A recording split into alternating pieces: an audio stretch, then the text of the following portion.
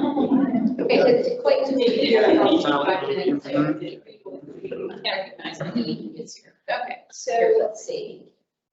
The time is 12:11. And we call this meeting the Appraiser Licensing and Certification Board to order. Roll call. And excuse the absences. You might be here by the time. You doing that? You doing this roll call? Are we set up to, are we good to get started technology wise? We are recording. Okay. All of the Martha Reed Lynch, Vice Chair.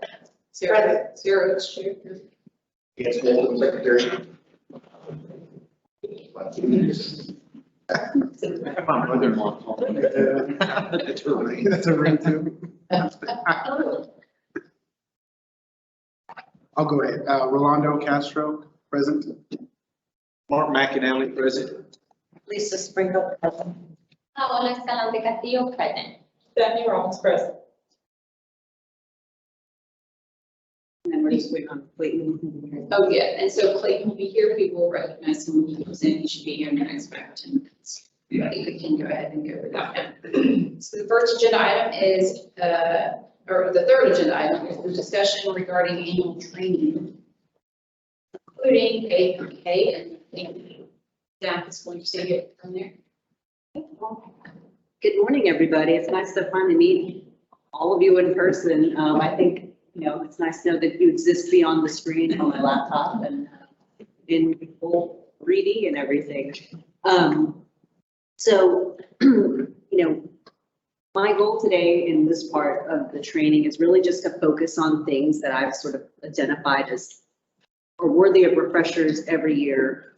But, at any point, let me know if you have any questions. I'd like it to keep it a little more relaxed and conversational, if that works for you all. But I do not intend to go through A through K in minute detail. I plan on focusing on 3 main topics, and we've already got support for that. I plan on focusing on open meetings, public information briefly, and then also on ex parte communication. So that's mostly on sub-item F. And then after I'm done, Renata's going to take over and talk over about travel policies. I guess without further ado, let's start with the open meetings portion of it. I plan on going over some general principles, going over some specific examples, some consequences of when you're not in compliance with open meetings law. And then we'll have any questions at that point and go on to the next section after that. So easy softball question. Who thinks that tomorrow's meeting is an open meeting? Yeah. What about this meeting right now? Who thinks they're in an open meeting right now? Right. So I'm done. That was it. You passed it, right? Right. But back to business. So I guess part of it also is to help utilize or redefine some of the resources in the guidebook. So on page 16 of the handbook that's in your materials is where there's sort of the brief overview of open meetings law. If you're looking at it electronically, I know it's in front of you with paper, but electronically there's links in there that go directly to the pertinent statutes that we'll kind of be focusing on today.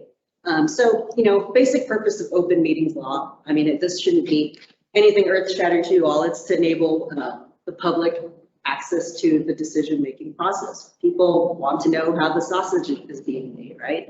And so this encourages openness and increases public knowledge to public in general, but also, stakeholders. The main components of our open meetings law are the notice requirements, and it's everything you might think they are. There's where, when, and what are y'all talking about? And so the first two, the notice requirements, we need to know when. We're meeting today at noon. We identify in the meeting, we post notice 7 days in advance.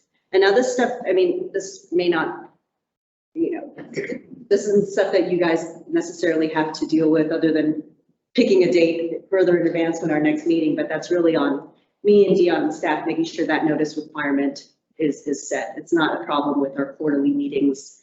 It's when the the times that you all might run into trouble is when you inadvertently create a meeting that we haven't noticed and done all these things for. So we talked about where and when. What about the what? What are you going to discuss? And that's our agendas. And that's a lot on me and Dion informing what those agenda items are. And for me, I'd like to think of it as like the Goldilocks and the Three Bears approach, where you're not being too narrow to where if you diverge from that discussion, then you're off topic. You haven't given public notice. But you also can't be so broad as to no one knows what you're talking about. We can't have discussion of possible action regarding appraisers.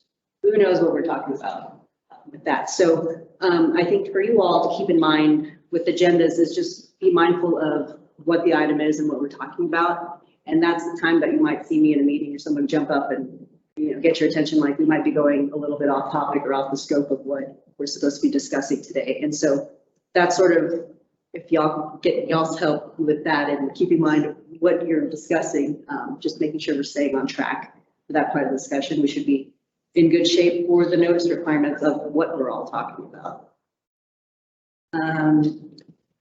The next section is to kind of look at our statutes a little bit, and some of the One thing about that comes up when you have a public commenter that comes to the meeting for an agenda or for an item that is not on the agenda. They just want to come and share their mind.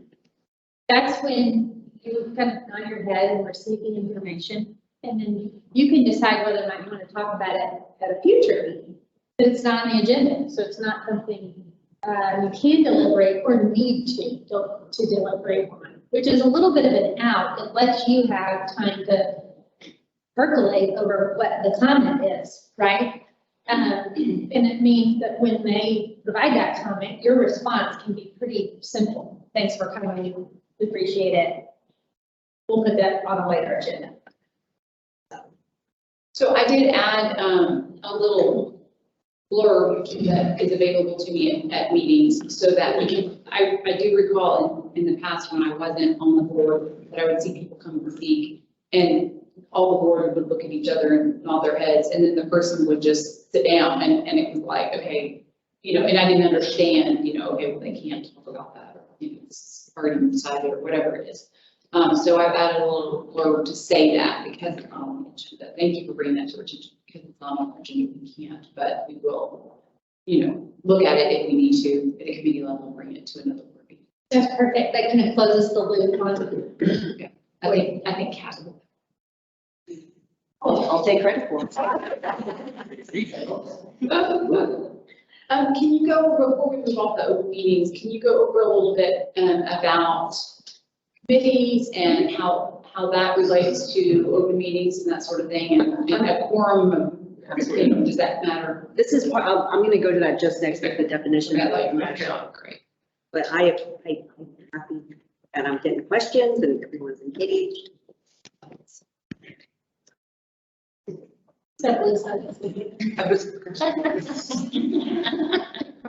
early morning flight. This is a killer. It's tough. So before we can get into, am I in violation of a meeting? Am I inadvertently creating meeting? Let's go over some of the definitions of what a deliberation is, what qualifies as a meeting, what's okay for everyone to do. So first, I have highlighted here, this would have been in some of the supplemental materials, but like I said, if you use those links in the handbook, it goes directly. I think this definitions one actually is the first section that comes up on that link. So here, I'll just go through a little bit. Can everyone see that? Do I need to make that a little bit bigger or? Bigger. Super. All right, too big. All right, so deliberation means a verbal or written exchange between a quorum of a governmental body or between a quorum of a governmental body and another person concerning an issue within the jurisdiction of the governmental body. So let's unpack this a little bit. A deliberation, I think you could kind of boil down verbal or written exchange to basically a communication. You could be doing it verbally, me talking, that could mean an email, that could mean text message. It's verbal or written communication. And a quorum, who knows how many of you all constitutes a quorum? 5. Majority of a governmental body. All right, now let's look further here, talking about the content of that communication. It's concerning an issue within the jurisdiction of the governmental body. Talking about the weather, I don't think that's I think we could all agree that's not within the jurisdiction of the governmental body. That's fine, talking about anything that doesn't have to do with appraisers and appraiser practice, those are not considered deliberations within the meaning of this statute. Anyone have any questions? Well, like Chance was just sitting over here telling us that he was thinking about joining an appraiser organization. So that's technically related to appraisers and appraisal organizations. So so it's more like if it's with us personally versus Business for town. Well, I mean, they could be, policy. Yeah. I mean, policy within the jurisdiction, so I mean, maybe that might be a little personal related to you, but this is where. Do we regulate it? Yeah. Do we enforce it? But this is where I think things can get get from gray to, bright. There isn't a clear bright line if you're kind of considering that in. I mean, I think personally, the more cautious approach is to like anything that's sort of appraiser practice outside of kind of my personal thing like that is I refrain from having those discussions, but that also is. Shop, but just. Right, I mean, but it's also the quorum required. right. But we'll look at those things a little bit closely also, and then we can circle back to that. So it has to be a quorum in order for us to be in violation. Yeah. So the associations and all that, we're good. Well, if it's just one person there at an association, it's a quorum of you all. Yeah. But too, we're all in the same business, and so I think that the distinction is if it's for business, not, like we talk about appraising with Sarah and El Paso, I mean, Chad, we're all talking about cases. I think that sounds a little more shop than. Yeah, that's what I think, is that the way it came across was like Anything in the. anything of appraising, which really isn't right. I mean, I think it's more specifically tied to And I think TALCB business. for me, and that's because of how quickly things can become public business. I mean, I think that's where my caution and my, be mindful of what you're saying and you're saying to how many people are in the room, because it can quickly become technically a meeting. Yeah, but I mean, this is a Loudoun County School Board. That we talk about. Right, I mean, but you're, If it related. it's also like not a quorum though, but when you're. Well, it could be. Well, I mean, it could be. But again, One name was prior to the One, two, Yeah. 3, 4, 5, Prior to the right? opening of the meeting. It comes down to it, you want to just make sure that yes, you're all appraisers, or some of you are. 5 of us. So there's shop talk. If wading into the gray area may mean that you are defending yourself in a lawsuit. So it's like, just figure out where your comfort zone is on that. And it's really different for each one of you because, the consequences of violating the Open Meetings Act doesn't mean that you actually did. It just means that you're going to have to prove that you didn't. And that might be a lot of money down the line, right? So, but hey, I go up and down the I-35 corridor doing appraising. I think you talked about that earlier. There's nothing policy related to that. So that seems very clean. There's probably other examples that are not quite as, so just, you're going to have to make a judgment on each of those things. A very, very clean thing is to just stay away from shop talk and talk about drinking, that sort of thing. So that's not very realistic. So, just, you can kind of make that decision for yourself on what's realistic. So, Common sense, I think, will dictate. yeah. Well, and I think these conversations just make us, to have them occasionally help keep us mindful of conversations we're having about these problems. You can literally talk about anything with just one person, but then we'll probably later talk about the walking forum, and that's the danger there, right? Well, I was just gonna say, I've always looked at it as, you have a problem when, like, after a board meeting, I call 2 or 3 people and we have a discussion on the phone about something that didn't go our way when we were in the board meeting. To me, that's a problem. But then that's only one person you. But it's a walking form. We said 2 or 3 or 4, but, or I could send out an email Or you could have 5 or 6 people. Thank you. And, you know, and now we got a problem. Yeah. That's how I look That's at it. related. Yeah, and I think that there was either an example of that or something, it may be in the class that we took, where one person had several conversations, but individual conversations, but collectively it was essentially deliberating with everybody. So, Right. so Interesting. City of Austin got it. you will. City of Austin had that conversation. Oh, that's what it is. Because council members were emailing back and forth, and it was very traceable information. And I said, you have a walking quorum. You can't do that. Well, and 2 school board members from South Lake were arrested. Yes, you know, in the last 12 months. You have this kind of podcast? For a cold. Wow. Actually arrested. Right. It's fine. Just trying to be on the school board.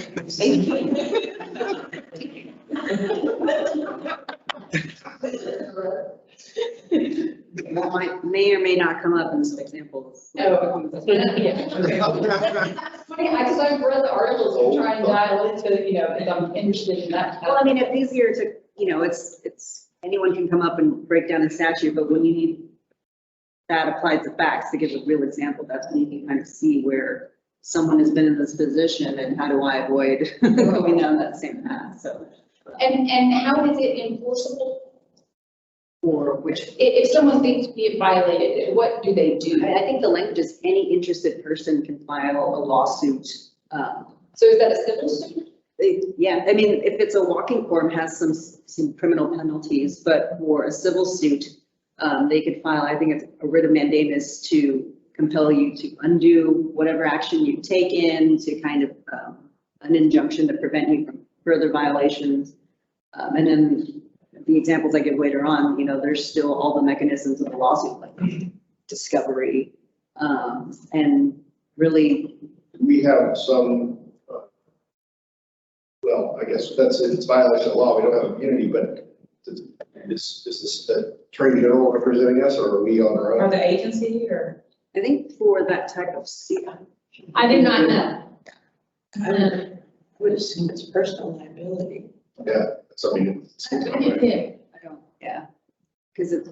Because it's the individuals that participated who violated the meeting. If we violate the law, we get canceled. I think that's. And the reason for it is that there's just this inherent right of the public to hear the deliberation, right? To be present for how a decision is made, which is really different than our private life.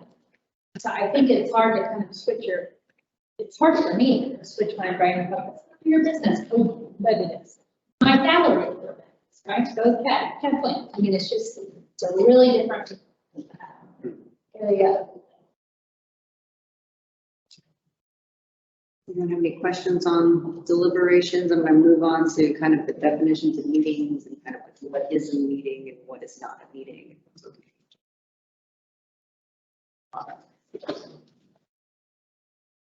Forum, we've talked about deliberations, so same statute. A little further down, we have the definition of what a meeting is. And it should look very familiar because part of it is what a deliberation was, which I think the part to take away from deliberation was that communication, verbal or written. So if we substitute that, a verbal written communication between a quorum of the governmental body or between a quorum of a governmental body and another person during which public business or public policy over which the governmental body has supervision or control is discussed or considered, or during which the governmental body takes formal action. So that, you know, that should look very familiar to our quarterly meetings. There's action could be taken. You're considering things that are brought before you. I think what the other definition or things that can become a meeting is the next subsection. here. So it is a gathering that is conducted by the governmental body. And then we also have the quorum here that they're present, and it's been called by the governmental body. And here I think it's important to note is the members receive information from, give information to, ask questions of, or receive questions from any third person. And that would include an employee of this governmental body. So I think the takeaway here is there could be a quorum physically present. You don't have to say anything. You're just receiving information, and that would qualify as a meeting. And I think this definition is where we've talked about committee meetings potentially becoming a meeting. I think in the past, typically there's 3 members of a committee. Madam Chair, you attend also, but sometimes there's something of particular interest of another board member who is not on that committee.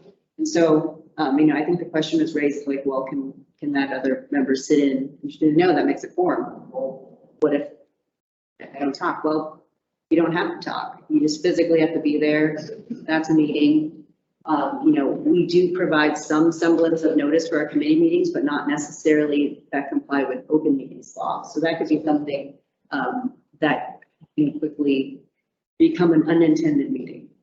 And then in violation, and we'll go through the consequences of everything later, but that's something to be mindful of. And that's on me and organizing committee meetings to make sure that, the numbers are right.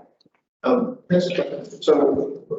my understanding, correct me if I'm wrong here, but it's not a deliberative body because committees can't make decisions, they can just make recommendations. Well, it's less than a quorum is the big thing with it. But there's the classic thing I think in open meetings law is it's okay until it's not.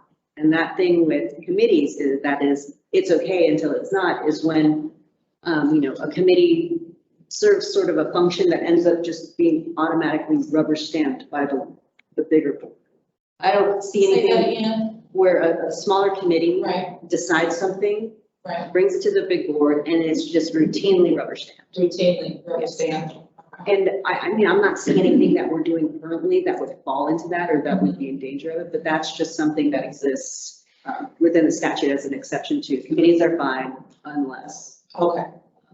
So there's a lot of things we bring to the board. Right, the normal recommendations, you're still deliberating, you're still, the full board is still considering everything. But I think the examples in statutes was, in case laws where this came up was with recommendations for a certain position, where everyone that committee recommended is always routinely rubber stamped. And that was sort of the scenario. And that's why I say, I'm not really seeing anything where we're running afoul of this or we're in danger of making a committee become a governmental body by itself. But for your information, just to know that's out there, that's. Our team meetings are recorded. They are open. Well, we treat them open, but here's the thing, our committees meetings are all virtual. Right. And all those exceptions that the governor's office had to our open meetings law that allowed us to meet completely virtual, those don't apply anymore. So I think the only thing you can have now is potentially a hybrid meeting. So, that's another way where if it became an open meeting, we wouldn't be in compliance in that sense as well. So are you saying that the committee meetings now have to be in person? No, I'm just saying if a committee meeting became acting like its own governmental body, that's another way we would not be in compliance because we do it completely virtual. And there would have to be some inducement. Everybody good? In order to have an open meeting, you have to have a quorum. And so if there was only 4 people that could make the meeting, we'd have to reschedule. Okay.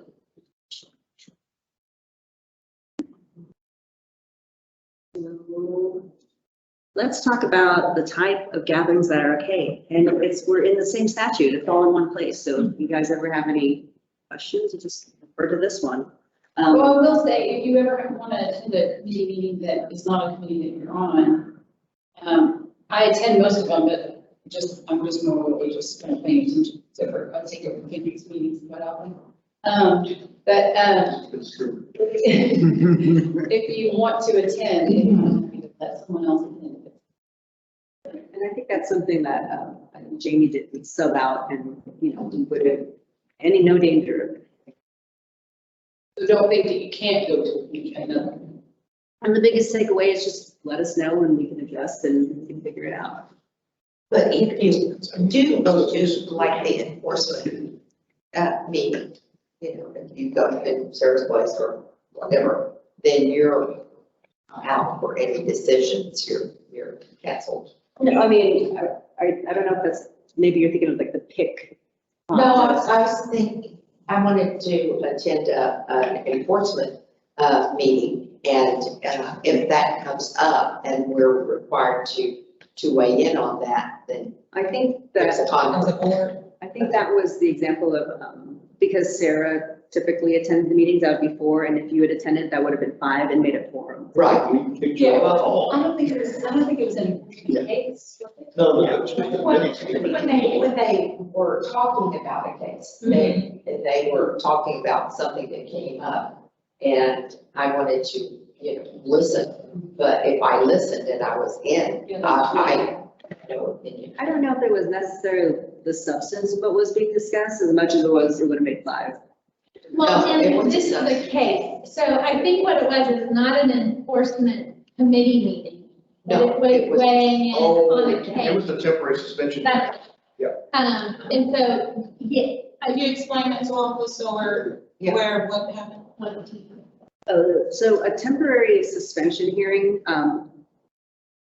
for certain circumstances, I don't know, Melissa might have a better explanation, but I will give it my very best shot, and if she could fill in the details if I leave anything out. But for, you know, specific cases where there's imminent danger to the public or someone's doing something that's really bad and we need to suspend their license immediately, the 3 members of the enforcement committee serve as the, I think it's called the and they're the ones that weigh in on, they're the ones that make the ruling on a temporary We suspension. have just a little mini hearing, staff presents facts, presents witnesses, and we are allowed to ask questions and then determine that whether to follow staff's recommendation to suspend the license. And I think it's for a period of 45 days.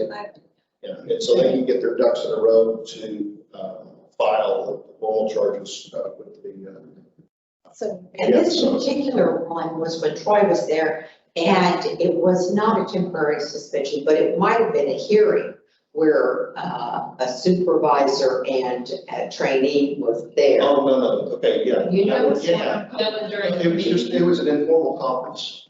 Right, but I wasn't able to do that, even though, because I am on fact as well as on the board. And you know, I was asked if one of us would attend that, and I wasn't able to, because then I would have to recuse myself in any conversation in the future. That's right. So that was basically a piece of the investigation of the original. Okay. Yeah. So then you That's can't what be, I, why so then you can't jump into the shoes of the judge after investigation because you have information that Right. makes your decision point a little different. Judge meaning deliberation with the board. Is that what you're saying? in a board meeting, I As to whether or not to accept. Because she yeah. was participating in the investigation. heard it. You heard it. I wasn't participating. That's And then the side, Okay. are y'all keeping track so that when with the pick reviews, like, oh, this one comes up, chance you're recused or you're recused? Yeah. Because I'm like, finally. Welcome. I'll give you a hard time later, but you're good. Let the record reflect that Black is not present. Well, I do want to go into that a little, if we're talking about that at some point, about the pick and all that, so I'm going to go into that as well. That's a.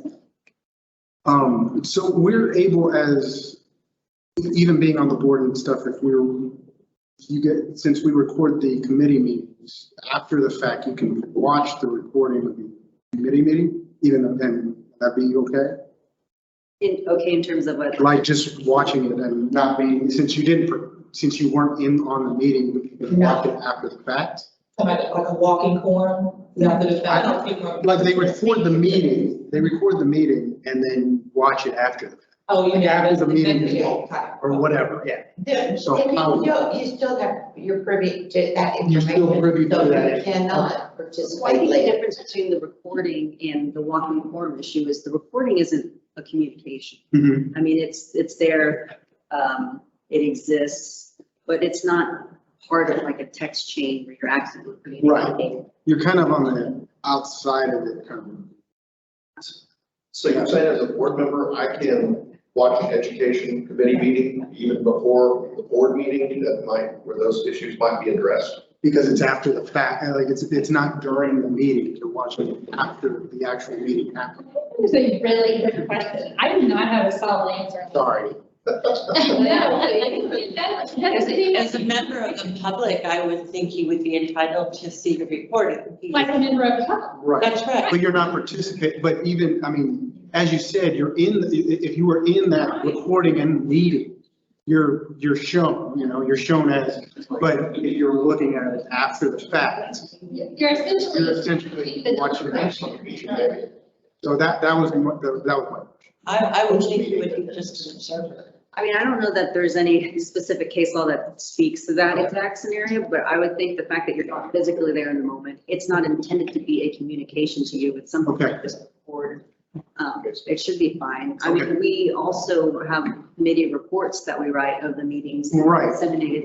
And it's sent out. So, I mean, and then there's not a forum of you necessarily watching it at one time. So I think there's a lot of, I mean, again, there's this specific scenario, I don't think there's anything Okay. on point exactly on it, but I would think for those reasons. Are we posting committee meetings on the website? Yeah, they're on, yeah, the videos, No, not the committee. not the committee. There's just that, I think there was like one I think it was the one that, Martha Gale, you wanted to attend that. You got posted in the committee meeting. But that was a specific request, that wasn't. Right, that wasn't the typical practice, Okay. but no, the committee meetings are, I mean, that's the other thing that They're Yeah. available. They're not available. Well, that's the thing about too, in the committees, you can make a decision to, well, we want it posted for the public or. the other question. This is like stunt Kathleen time. I know. Yeah, I think if I have to Keep it Google up, keep it up. something. keep it apart. Yeah.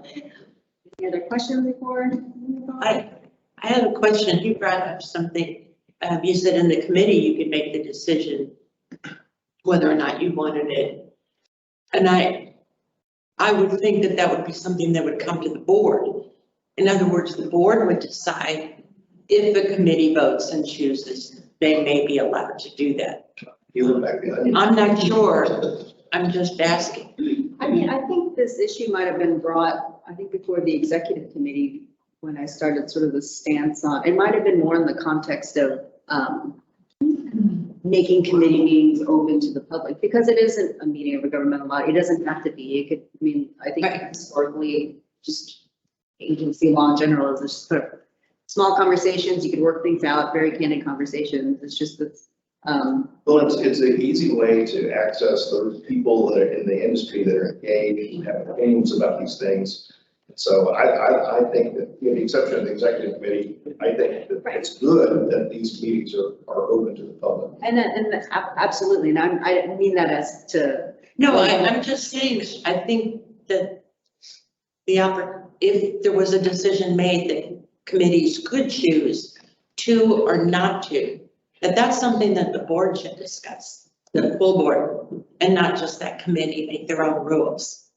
That's, Well, we can, I mean, I'm just saying, that's what came to my mind. Because I can see where one committee would say, we're always, we always want it out to the public. And that might- Another committee saying, not necessarily. yeah, that might be a worthwhile discussion for like if the full board wanted it, we can have specific items in that time to flush that out.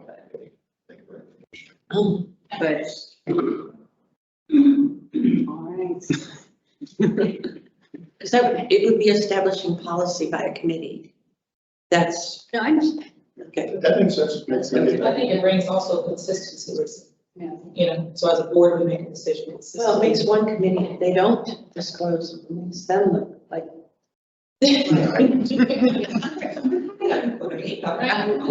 well, no, yeah, so I'm talking about, like you said, publishing the committee meeting minutes and stuff like that. Those are always published. Or the meeting minutes are. Right. And the report is. Right. But, that one time that a enforcement committee meeting, I think, was recorded, that was sort of just a one-off.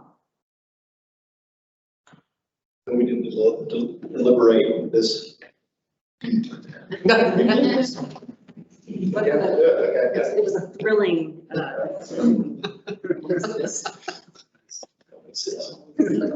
you know, and then move on to all the things, all the type of gatherings that are okay until they're not. And so, this nice paragraph here kind of goes through everything. Gathering of a quorum is a social function unrelated to public business is fine. If I invited all of you to my birthday party and the quorum attended, it's all fine unless you start talking about, you know, the public business. As That would be a pretty long party. I don't want that part.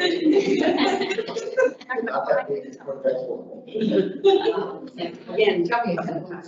I remember one time Kristen saw like walking off to the bar after the meeting and she's like, "Don't," and I'm like, "Oh, don't worry, we have problems. We're done. We're done." so That's part of it. you have your social function. People more into this than you are. Life after. Your social functions, past birthday party, regional, state, national convention or workshop. I mean, I think that's something similar to the Arrow conference, is that type of setting. Let's see. I think that arrow thing is a little tricky, because how do you not discuss Well, that's the where, topics of the conference? You don't have a conference. I mean, we would have to have 5 people there.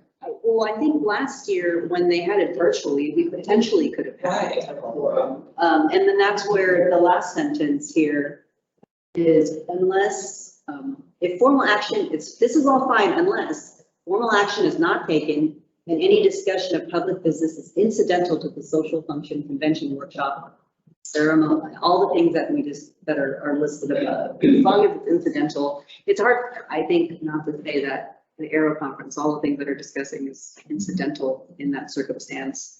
But, you know, if that was to come up again, then I think it's something that we should probably discuss or revisit or see if we might be running into issues with the quorum being there and discussing that. But I mean, I think. Yeah, I mean, an Arrow, if What else 5, are you gonna talk about? right, an Arrow, if 5 of you were there and you were talking about, I know one of the topics was bias and discrimination. Well, it's also a topic for this board, right? But the topic for this board is, I mean, the way that you would talk about that with this board is specific to Texas. And you would be developing policy for Texas. At Arrow, you're talking about the topic generally, and you're not really talking about Texas. You're talking about at a national level. So what Texas is doing is somewhat incidental to the bigger conversation at the convention. So that's a little sticky, but otherwise, how can you even go to a conference? And not discuss the topic. Yeah, I mean. Because the next one's in San Antonio. And Right. it's pretty close to, I'm open, You just can't speak it. but I can't talk to anybody. I won't talk to anybody. Divide and conquer those things, you know, there's 3 things going on at one time, and so a couple of you will go one place, a couple of you, and then the board meeting after that, you'll have an opportunity to bring that back and talk about it as it relates to Texas, just like it's on the agenda. We're all clear on everything that could be, that's okay until it's not. I mean, really just keep in mind quorum, mind what the subject matter is, you know, have fun at a birthday party. Don't talk about politics there. Enjoy the birthday party. So other examples of meetings that would be a quorum that are fine. And that example is our executive session, closed session. What makes them okay depends on the subject matter of what's being discussed. And the things that are okay to talk about in that setting is getting legal advice from counsel. There's sort of a blanket rule that anything that would require me to use my, my rules of disciplinary conduct as an attorney to keep privileged. Anything that you would think of as advice from an attorney, that's all fine. We have talked about that on the commission side. So that means that when you're asking a question, your sentence is in a question mark, it's perfect for executive session. If you start it with, I just have a comment, not good for executive session. That is exactly what should be in open session. That's what the public wants to hear, your comment. But if you're struggling and need legal advice, okay, so if I want to change the discipline of this, how would we go about doing it? What words, Kat, would I need to use? That's what we're talking about. In my opinion, I think we need to answer that thing. That's her job. It's her opinion that she's sharing. But your opinion needs to be shared in public, which sometimes feels vulnerable enough. So anything that needs to be explained or that's questionable can go in closed session regardless of the topic. You know what I mean? Regardless of the specific topic, If you need legal advice, you need legal advice. any type of. So the way to do that is if you have a question, frame it in the bounds of policy or statute, and that's. Sounds complicated. Okay. It says. So other kind of topics that are, sorry, did you have any other questions or? So other topics that would be okay in that setting also is certain personnel matters. It wouldn't apply to a class of employees. So if there were 15 general counsels, it wouldn't apply to a discussion of the 15 general counsels, but it would apply to just talking about me, one person. What if we want to talk about you? Isn't that my birthday party? No, I'm just curious, is it, if we have a question about the general counsel for executive session, I guess Chelsea can just step in or? But then we'd know it's a question mark. I probably get some legal support, like from general counsel on the commission side or something like that, but, this gets really complicated because of how the commission and the board does this, but you have 10% control over me, right? And then I control the rest of staff in terms of the administration. Of course, I welcome your input on staff, certainly those who you have direct interaction with. So I think officially, you would really only take up a personnel action or personnel matter about me. Right. But we would have to really navigate that as it relates to kind of an official conversation about that for somebody else to do. Yes, that actually sort of came up when I first came on the board because there was, all those things happening, but and I was told so that as the chair, I could control who attended the executive session. But is that to the extent of, could we exclude Kat? You can, it's unadvised. Sure, absolutely, sure. I get But yes. We want to. Yeah. Right. But it's just in particular situation. Right, but in the last situation, the general counsel and the executive director were very close, and I don't think that as a board, we would have felt like we could have a frank conversation with our general counsel in the room. Correct. Yeah, so that's right, you control who's in it. Right, okay. And we did. Could we ask you to be in there and not Kat? Yeah. We could do that too. Or the opposite. The opposite is probably more likely. Not if you have feedback for Kat, but yes, you could do that. So then we'll be seeking legal advice from you at that time. No, You If it's would be, executive, because she's not an attorney in her position. right? we're talking about a different reason for going into executive session. Oh, personnel. Personnel. I'm sorry. Okay, that's right. I'm sorry. I'll look up LinkedIn. You do have your resume on, okay. You wouldn't have used you as an example. I should have used myself. Yeah, you have to do it yourself. Yeah. That's the problem. You're gonna uninvite them to your birthday Oh, party. no. Form or bust is the things. Okay, so we've gone through some of the things that are okay until they're not. Let's talk about a little bit of the consequences.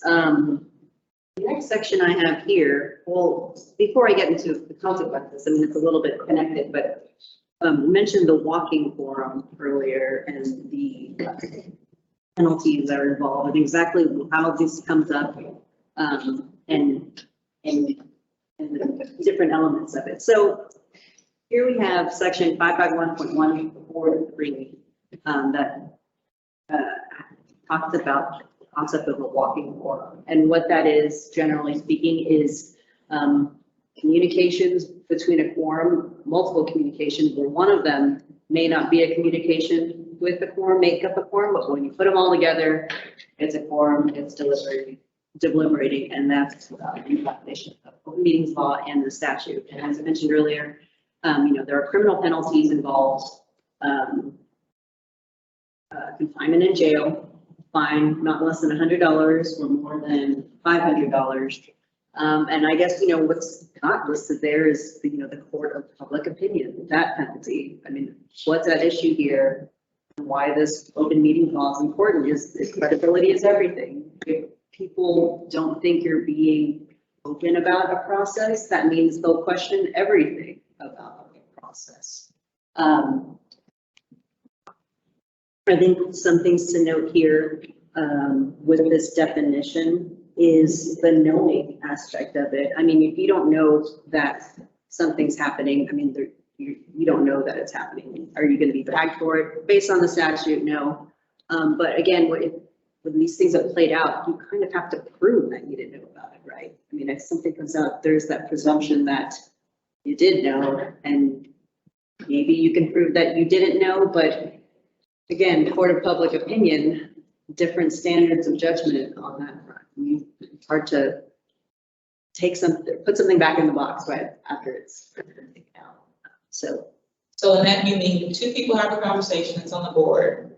One of the individuals will speak to a couple other board members, but that original group of two, the other person had no idea that they went and spoke to the other ones, then they're cleared. I mean, I think that, You see what I'm saying? right, if someone who would be sort of liable in this is that if you knowingly participate in a walking forum communication, or you have one-on-one conversation and that conversation or some other conversation being had with a quorum, with other people that add up to a quorum, that's where this statute comes into play. I mean, we talked about this earlier about one-on-one conversation. That's even really after any board meeting, and because we've already had a quorum to discuss that, and then if two people go off and continue to discuss those topics, that's a walking quorum at that point. Potentially. I mean, this is why I'm probably very cautious with my emails with all of you. I've started blind copying because all you have to do is hit reply all, and kind of technically, Right. you'd satisfy this. And that's why, emails, communications, don't hit reply all, look at who's there. And if there's any question, you can ask. And that goes for text messages as well. Yeah. No, but then in a sense, we are now participating in that conversation with you, all 9 of us. Even if we don't reply. Well, I think that's in the sense of you are, One way. it's one way. I'm like, you get an email from me, I'm reaching out to you, you guys haven't done that. But you can see where you start talking, it could very easily flip to a meeting and no notice of 7 days in advance, no time machine to go back and make sure that that's square. I'm not trying to explore every scenario. Let's explore everything. What about communication that says, I think we should change this policy cap, tell Sarah? Well, that's not a quorum. I mean, And then Or you you do said- tell, but I mean, or tell us. Oh, or you're sending the cat. Yeah, if everything goes through you, does that, no, I mean, I think one of the things is like, deliberation includes direct, indirect. So if you use the cat as a conduit, not like it's still a walk. yeah, it's between and form, so if it goes through you, then it's not. I mean, I wouldn't rely on that. I mean, I would, there's certain things where, you know, I mean, what exactly are the communications? We need to change this policy. Well, to me, we probably need to add that as an item on the agenda for that deliberation. So then leave it email. But if it was something like, I'm sorry, Steph, Oh, no, go ahead. if it's, I want to change this policy and you need to communicate to the rest of the board how they feel about it and then report back to me. Oh, bad news. You can't do that. No, you can't do that. I can't, you know, we can't direct, yeah. You can ask Kat to request that policy change to be put on the agenda. Right. But the chair sets the agenda, then she has to coordinate with Sarah to do that. And Sarah could say, I think that's good, everyone needs to discuss it, or she says, no, chances are based this time, I'm not gonna put it on. And she, so that's good. So that would be the proper channel to do that. Yes. So just request it. But I Yeah. wouldn't, you know, I wouldn't be eliciting this deliberation on it. I would put it on the agenda for. Would that would also go, I guess, with committee meetings. If our committee members want to see something on an agenda, instead of emailing you directly as a chair, they would email you. Put that on the agenda. That's one thing. I mean, that's one thing to be safe about, being Okay. sure. That's good to know. Yeah. That's good to know. Because I'll, yeah, that's good to know. And I kind of came up with my own catchphrase of whenever you guys have a question, you know, it's like better call Saul, but you gotta better chat with Kat. Yeah. Yeah. Concept we talk about. You're gonna be busy. Yes, ma'am. Busier. Okay, so we talked about consequences, you know, the criminal penalties. And then also, we've mentioned lawsuits, someone could file a lawsuit with the court to undo whatever action that was done that wasn't in an open setting. You know, there's the possibility to go back and ratify what you've done at a subsequent meeting. But I think, you know, the example that we mentioned earlier with the school board, the things that happen there kind of show why that might not be the answer that it presents itself to be. Just so kind of go through this example. There's a school district in North Texas that were allegedly, members were texting one another prior to an August meeting, August 2020, so August of last year. Leading up to the meeting, there's 7 board members. There's a thread with, I believe, 4 board members, and then another thread with 3 of the board members. And, you know, the substance of what they're talking about is really how to move an item on the agenda forward. So there's this action plan that was coming out of not a subcommittee, an advisory committee. And their text messages were a collection of, how do we move this forward? Maybe I can do this. I can make this motion. And then there's another thread that is discussed. You know, like how does this comment sound? What if I say this? How do you feel about that? So they have the board meeting, these text messages come out, and then a parent in the school district files a lawsuit. And in that lawsuit, this is what they were seeking. They allege that, one, this text message constitutes a walking quorum that we just discussed. And then also that particular item that they were discussing didn't provide enough notice to the public, because the way that that item was listed it was a presentation on this action plan. But they ended up taking some sort of action to accept it at the meeting. So those were the 2 allegations. And these are the two things that plaintiff, or the things that the plaintiff was seeking in the case. They wanted depositions to investigate any other potential claims.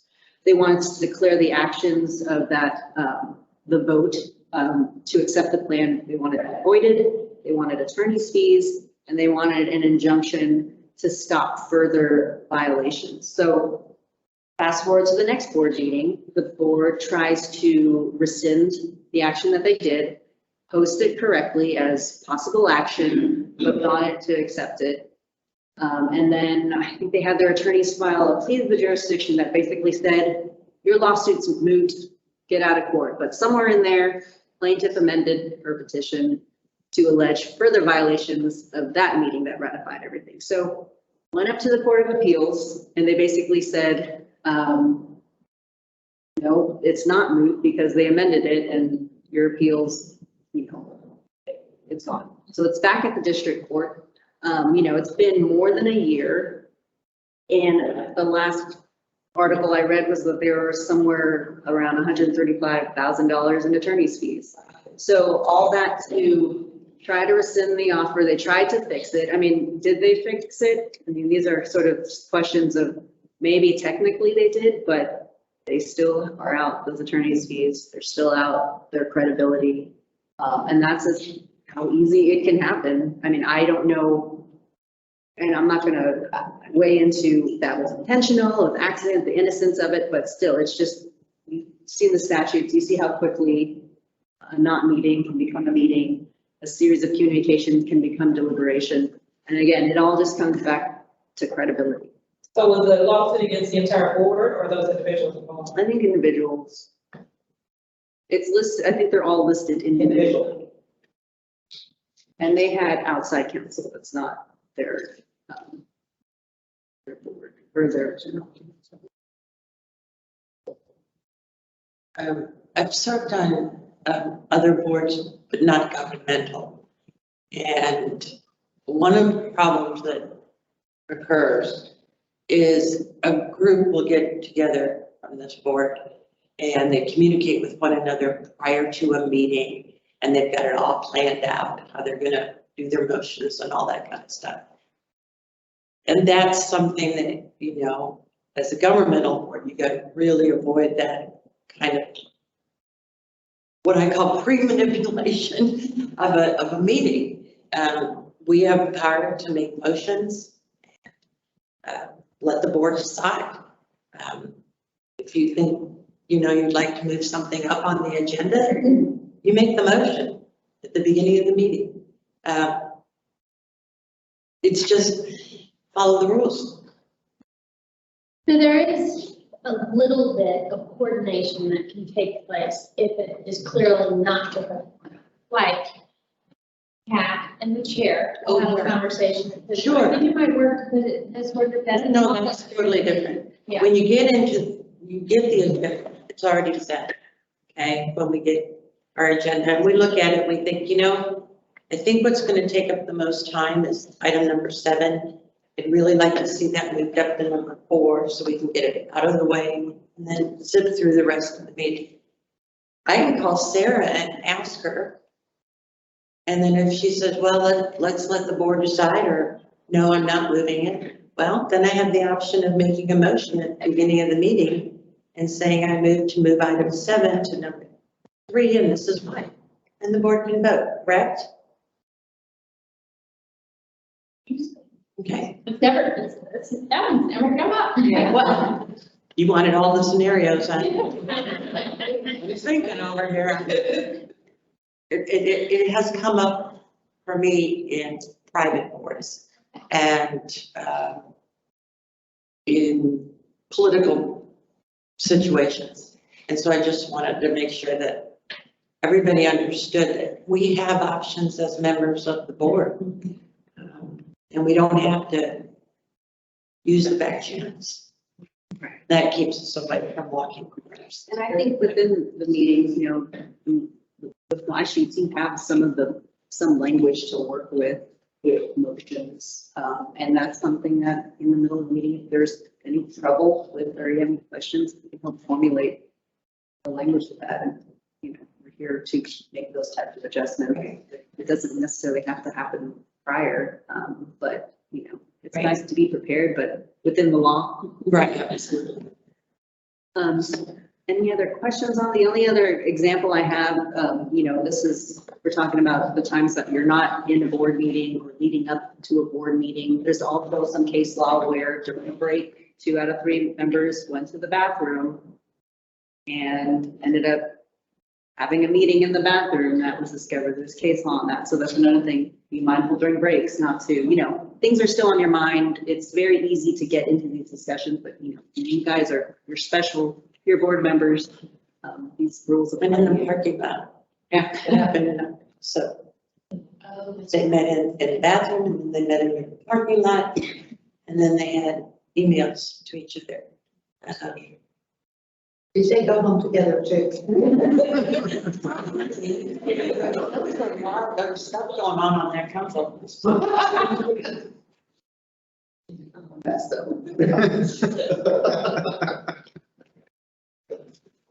I guess with that, I mean, I think the biggest takeaways is, you know, if you have questions, let us know and we can find solutions. It's not like example of the committee meeting. It's not just, no, I can't attend. Like there's workarounds to make sure that you all can hear things you want and stay within the open meetings law. So that's all I had on that topic. And I plan on moving on to the next topic of public information unless anyone has any questions. Thank you, Dr. So public information is pumped. I know. I'm going to go through very quickly. I think this is on page 18 where there's information on that.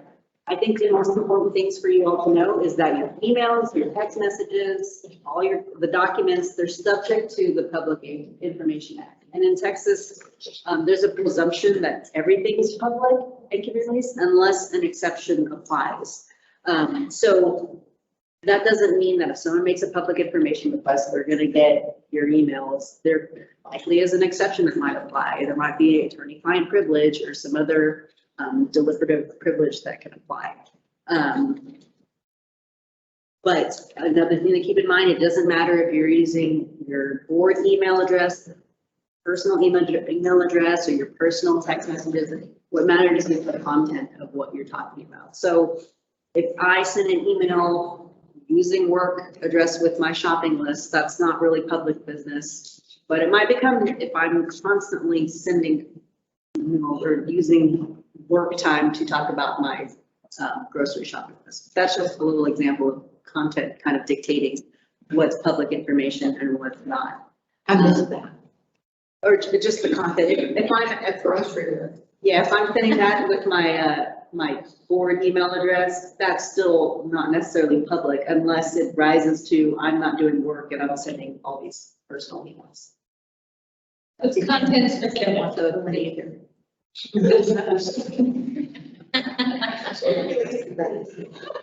Thank you for clarifying that. Yes. The important thing about that is that if you're talking amongst yourselves on Gmail accounts about board-related information, that is public information, even if it's on your Gmail account. If you have documents on the floor of your car that is related to the work of the board, that's still public information. But it's content specific, not location specific. A lot of people will say, hey, I need your personal email address so we can talk to you. That's not a thing.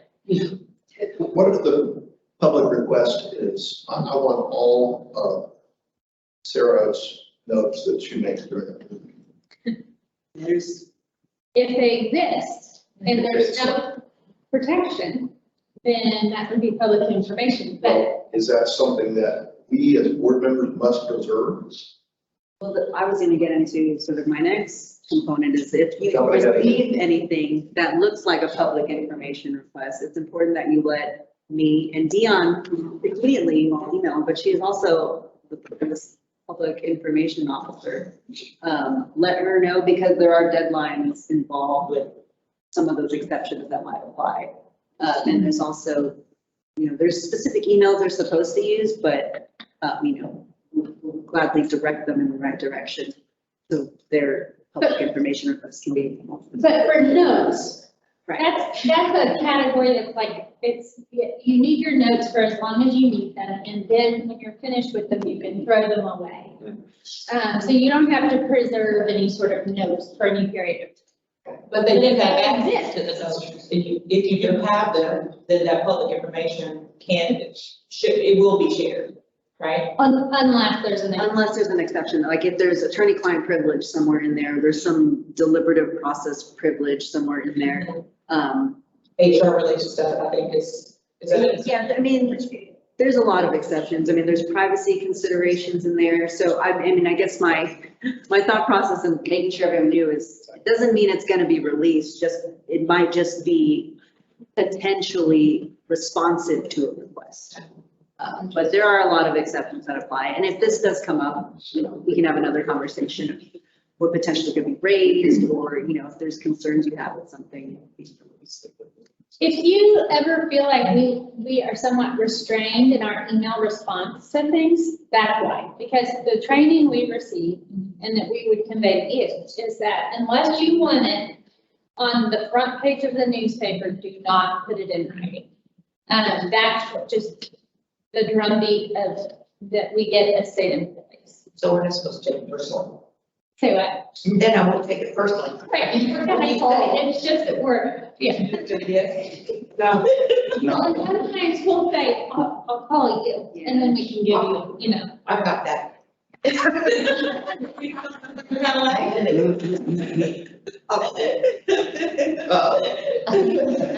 was like, oh. No, that's a good reminder though. No, it is, I mean, because you have your personal work, your personal life, we have board work, and you might get emails crossed, but that's not gonna keep something from being the subject of a public information request. Okay, so for a practical standpoint, how can they do that? Since the agency doesn't own that Gmail account, how can you gain access? Or are we as board members compelled to turn it over? What if I say, no, that's my Gmail, there's nothing in there? Dan, stop me when I'm wrong, okay?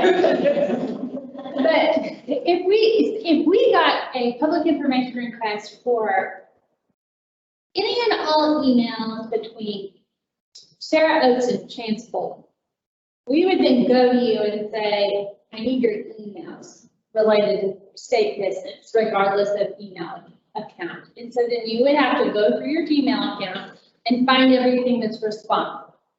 And then you would produce that to us, whether or not there's an exception, all of it. Yes.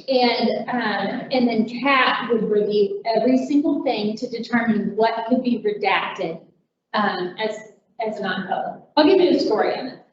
I used to be the public information lawyer at the governor's office as like a baby lawyer. This was one of my first jobs. And there was a guy who didn't like that the governor's office had a 7-day delete policy. That after 7 days, your email deleted, which meant you had to go put it somewhere else, like put it in files within 7 days. And he just thought that was sweet. He's a guy who lived in Wisconsin. So he would file a public information request every 3 to 4 days that said any and all emails from or to all governor's office employees. And I had to go with him. So, and I mean, I cried at one point. That guy got kind of a short list of people I don't like. But, and that's lasted for a short period of time. But like I saw the same soup recipes that people have been sharing between, just because I had to look at all emails. So this can be very expansive. Yeah. But that's just why you kind of keep you just stay limited and written. I mean, you need to do the work of this agency, but you keep other stuff just kind of keep work on one account and you keep personal on it. Chelsea, may I add also, at least at our agency, the request for information stays really broad. They're casting a wide net so that they can. And folks in my office get upset about that, but I said, look, it's the public's right to know. I'm working on one right now where an individual is asked all the information we have on the Texas Department of Criminal Justice, their properties, the prison systems. I'm up to 30 archive boxes already. God. 30 of information we have. Now, I tell our public information person, this is what we have. And then they can make a determination, they can pull in the AG's office for a determination as well on how much of that is applicable. But it's my job, it's my duty to find all that information that taxpayers are paying for to keep that data. So sometimes it can be a very tedious job. I have a question on that. I have sent multiple Freedom of Information Act requests as a paralegal to various agencies. And I always get denied the first, second, third time until finally I've made it so specific. So specific. I mean, documents between, not even, you can't even say documents because then they want clarification of what you're meaning by documents. Between this date and that date pertaining to, and it's got to be like one item, or I get rejected. The city of, you're bogus again. You'd think I don't like living in El Paso. Get rejected too. Oh, good. Don't feel bad. Oh, good.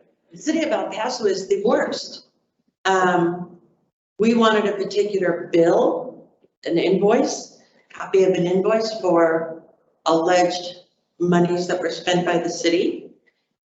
3 requests before I finally got it.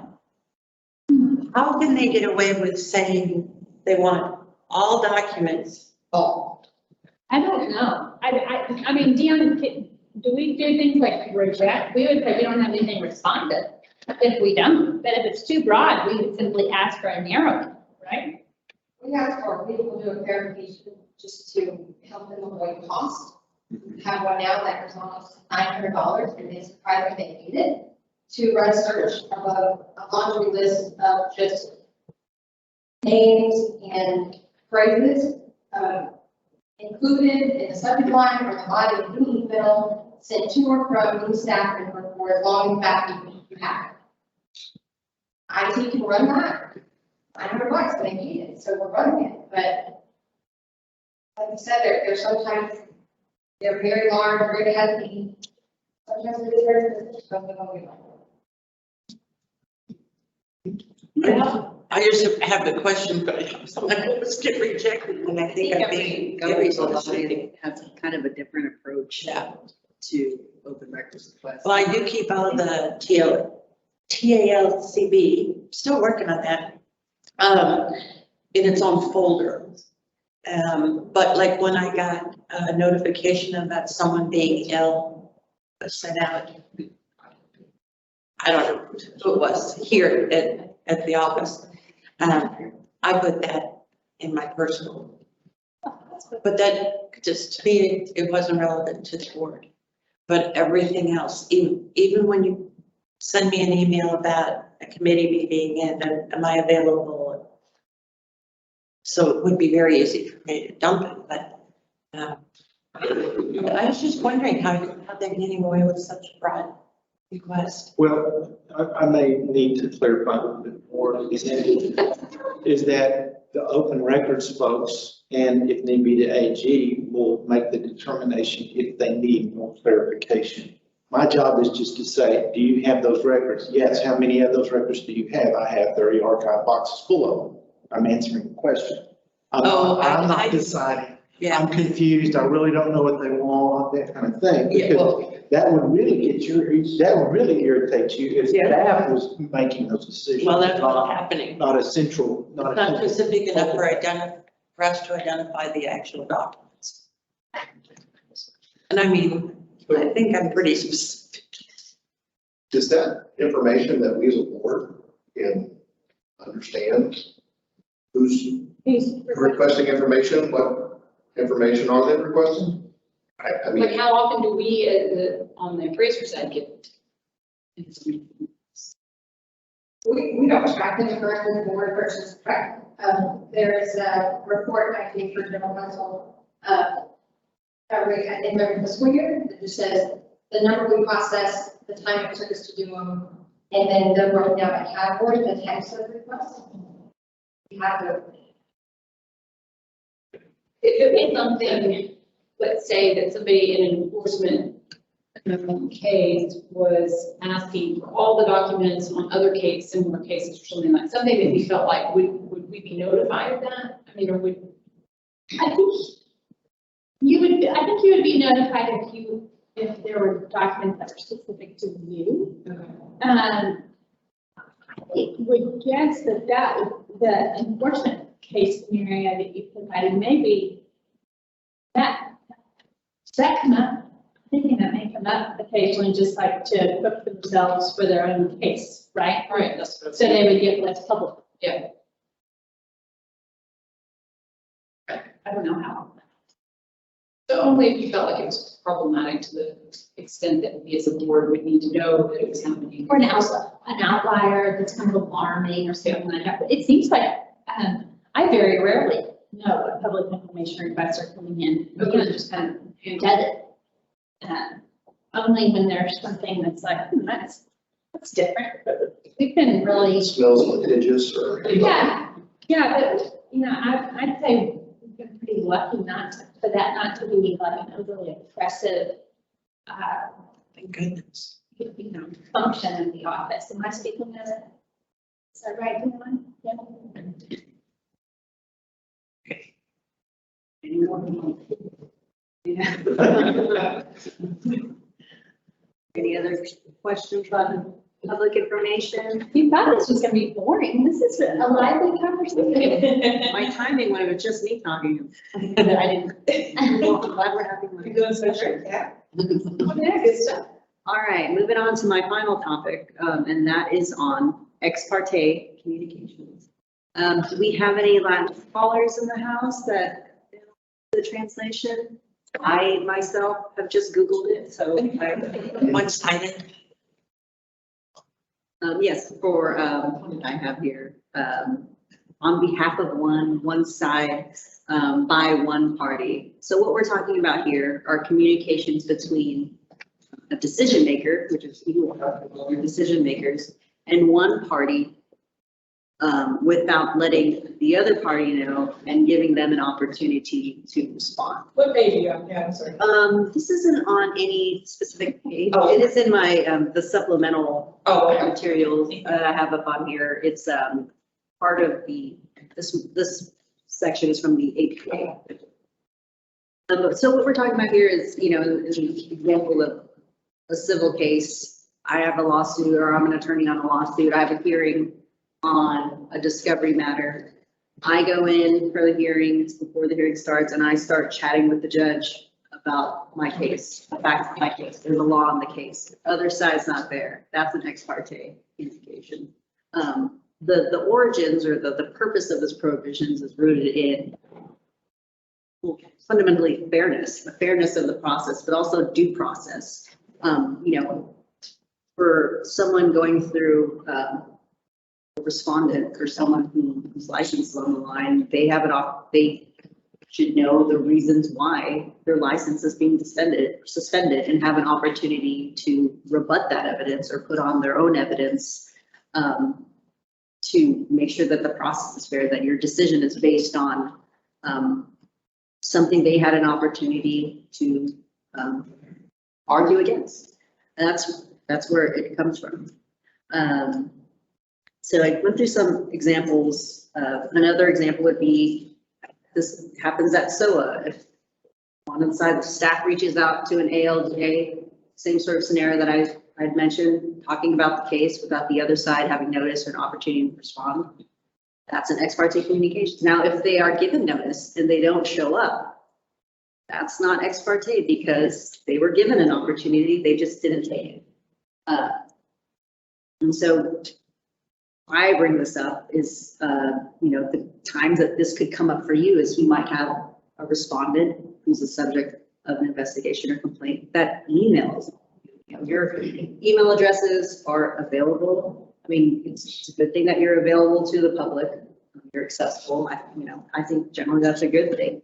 But the times that could become a problem is when someone that has an active contested case that could potentially come before you as decision makers. You're hearing things about the case and there isn't that notice of the communication. There isn't that opportunity for the other side to confront that evidence or confront that argument. And so the consequences of these type of communications happening is similar to what I talked about with open meetings, is that an action of the board or a final order can be challenged in the board. And just, you know, without having you all look at the case law that's involved here, it's very sticky, ruling, long case law that is very fact specific, and there isn't any short, quick solutions. So, I mean, it all comes down to credibility and making sure that when you all sign an order, there is some certainty in it, and there isn't some conversation that comes up later on that someone files a lawsuit that's like, hey, this board order needs to be revoked. There were these conversations that I didn't know about, and that was what was determinative in the case and why the decision was made. I didn't have that opportunity to confront that information. Therefore, we need to fill this board order out. And these are the type of cases that there isn't a quick solution. It goes up the chain, it goes up all the courts of appeals, and it's just long and ruling. And again, as I've said before, it all comes back to certainty and credibility of the process. You know, if someone is emailing a decision maker, if they're in the ear of the judge, how credible is that judge? How credible is the process? And so, you know, overarching sort of consequences and, you know, the biggest takeaways I have on this topic is that, you know, be mindful of your communications with license holders or stakeholders out in the world. If they start mentioning that something's the subject of the case, I mean, I would sort of politely kind of end the conversation. I can't comment on this. If this is something, this is a pending matter, I can't comment. And then in email, you receive those, I email that to Chelsea and I, and then we can respond and then state the same thing. So it's, you know, it's always nice to be polite. It's always nice to be able to want to do something for license holders, stakeholders, anyone who has, you know, an interest. That's a good thing. But these are the pitfalls that could happen where you're inadvertently drawing doubt into our process. And that's a great reminder too, Kat, because as board members, we do get these individualized emails asking us for specific help. Yeah. And so that is a very good reminder to life and transferable. Yeah. Because I have the heart to reach out and try to help That's as I natural. can, but we do have to be very careful. Yeah. So that's a great, we get it. We get it. Well, we all, I think they probably blanket us all. Probably. Yeah. I'm always thinking they just like me. Yeah. Does anyone have any questions on that or more? And that's sort of concluding sort of what I had prepared to talk about on these topics. You know, and before I turn it over to Renata, I was just gonna say, none of these topics are set in stone for every fall. If there's something of particular interest to you that you want to focus on, not even in the fall, I mean, you all have the opportunity to have a workshop at other times of the year. Let us know and I can Google all these topics and What I don't understand, I think, is why having prior knowledge of a case then makes you ex parte, because if you haven't been part of any deliberations. I think the ex parte communication, the root of it is what's being decided about the person is something outside Of what should be. right. Or, you know, when you think of even, you know, a jury, they can't be hearing certain arguments, not all the evidence. Everything in an investigation file, that might not all make it into the record. There might be some flaw, evidentiary flaw that kicks it out for whatever reason. So I think this is kind of demonstrated in the PIC process, why that recusal process is there. So you get the whole body of everything, but once it makes it through SOA, that record is the record, and something that was in the whole big case file may not make it in there. And so that, again, is just kind of protecting the process, making sure that what is being decided isn't about some like terrible fact about a person. You know, maybe they don't use their signal, they're a terrible person, maybe that somehow comes through And that's a deciding fact. That's something you don't like, that would be something that would come through, but that's outside of the record that wouldn't necessarily make it into the record, if that makes sense. I think I came real close to that at one of the board meetings where we took away that individual's license, we revoked his license. Prior to the board meeting beginning, a lady came up and introduced herself, and she knew the person that we were doing this to. And she told me about how, she said, well, I'm just here to support him. He's had a really hard time. He hasn't made any money. The family's getting ready to get through it. Blah, blah, blah. Went on and on and on. And I said, well, I'm sorry to hear that. Thank you for coming. And I walked away because to me, as a board member, she was going to the one person without me having the opportunity to hear from the gentleman yet, because he hadn't been presented to the board to speak. Is that? I mean, that's part of it. That's what you have to kind of prevent the blinders of. And now, the idea of something actually swaying you and not swaying you, that's completely kind of separate. It's whether or not later on that person can go back and attack exactly what you've done and draw uncertainty to that. Yeah. And so that's what this is trying to prevent, is making sure that the process is credible. Right. And making sure there's a little more certainty in actions that you take. And, nothing is bulletproof, but we can try to, I think if I would have engaged with her, I could have been in real trouble.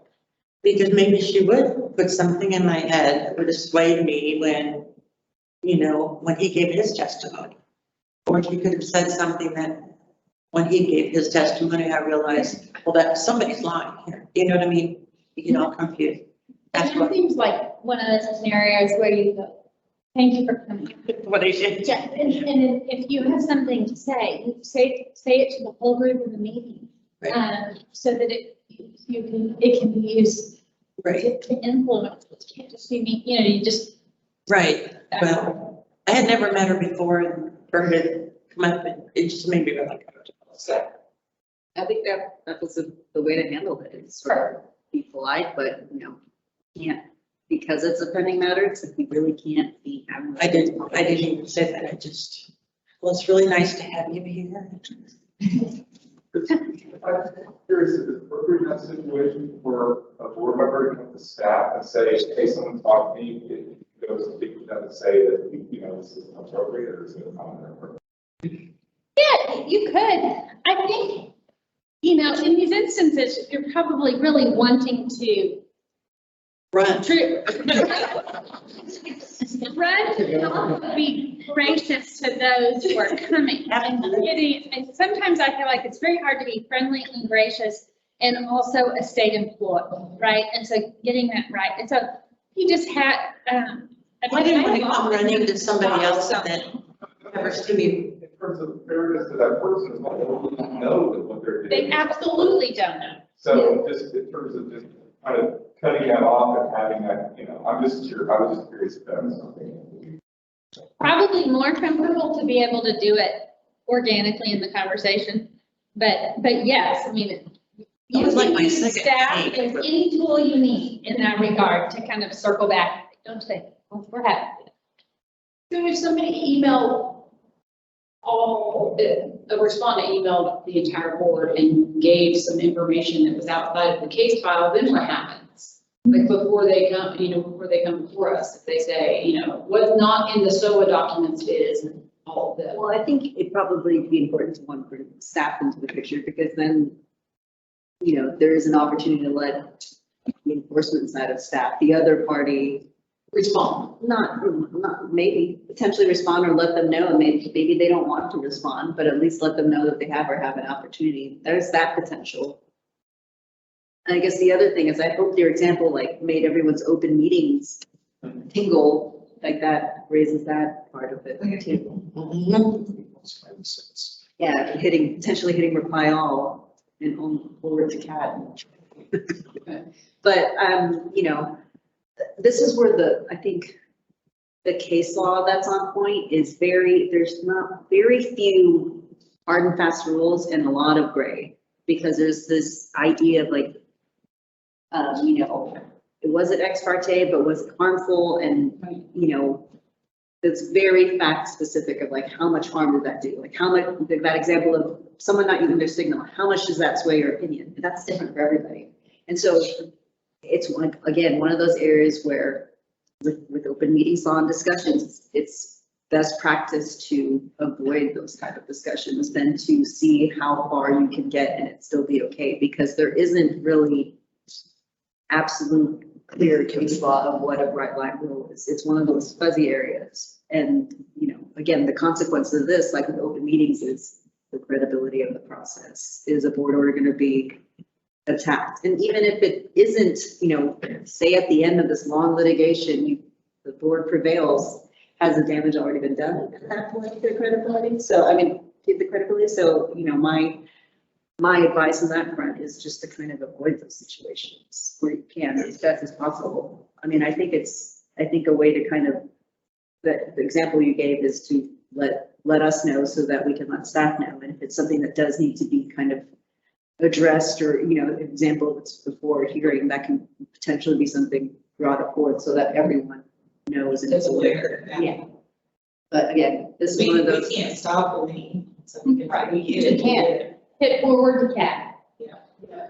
So when we're involved in a PIC review, and let's say that comes back in front of us from a SOA hearing or something, so if we're up there on the dais, or do we actually have to physically recuse ourselves, or what does that process look like? I mean, I think you're recused from Conversation. we can be physically there, but no voting, no deliberation. Okay, so we wouldn't say nothing. Like if you were recused, but you were chairing the meeting, you would bring up the agenda items and say, I'm recusing myself because I sat on the PIC, I was part of the PIC process. So, you know, does anyone have any? And you can't recuse another person, so whoever was on the PIC with me, I wouldn't say they're recused, you would give them an opportunity to recuse themselves. You could ask them, I mean, just, you know, for purposes of kind of facilitating and saying, so, you know, do I understand right that you were on the committee too? Do you want to recuse? Yes, okay. And just, yes, you recuse yourself, each person. And then try not to make any facial expressions. Yeah. Yes, and then, yeah. Well, that's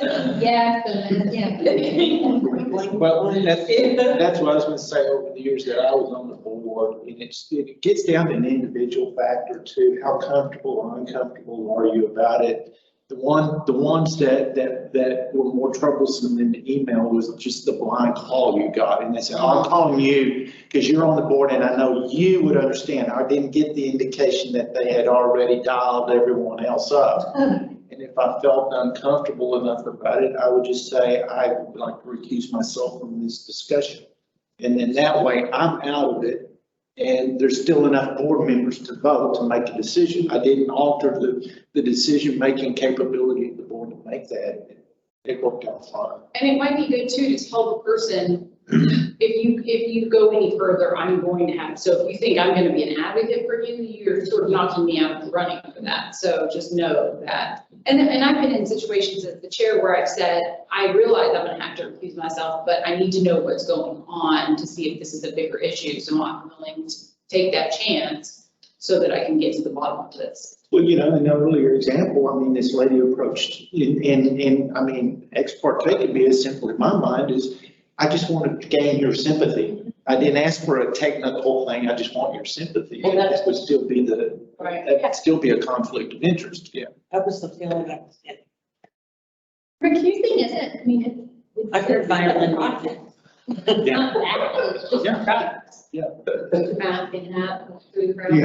you have to give a reason for refusal, or you can just refuse just because I don't want to vote?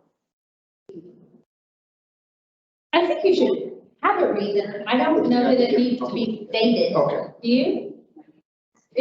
Kat I thinks think it something needs in to the be stated. statute, I'll look it up You have to state it on the record. Yeah, that's what. Well, the broad statement, isn't it? It's like, I have information that may or may not be part of the investigation. And therefore, I'm recusing myself.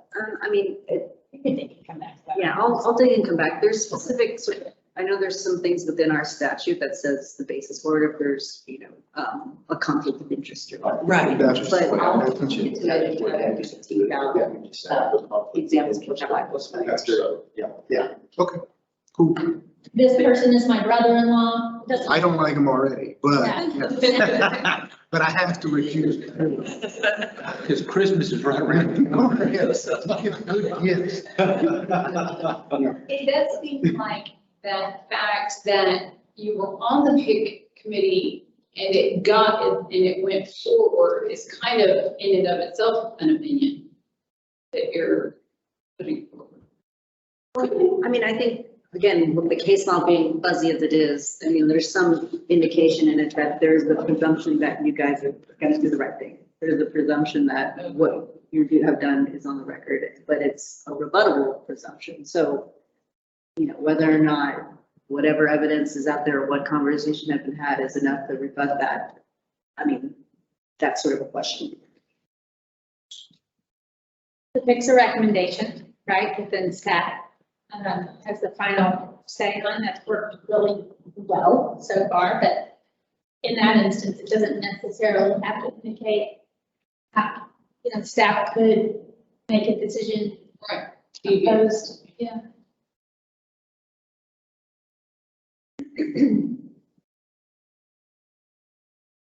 Other questions on Monday? Not, then, I don't know. Yeah, Want to do a break? Yeah, then we'll definitely take a break. Yeah. Yes, thank you. Thank you. We're done. Everyone sit away. Don't. I need all the meeting to order. And so. Other. It's Oh, I'm always. Toby. I was gonna say before I turn it over to Renata that I passed out, the acknowledgement forms that should be in front of you, just as long as when we receive the training guidebook this year, that's one of those things that we apply with statute and audits, and if y'all can sign that and leave them there, I can pick them up later, or you could do the whole pass them down one end if that works, but either way, we'll get them and you can sign them. Appreciate it. If you've all signed them, I'll just go grab it. And you can't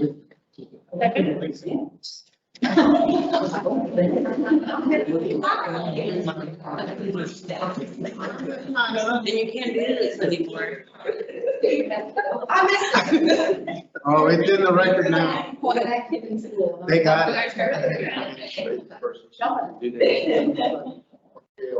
You just can't.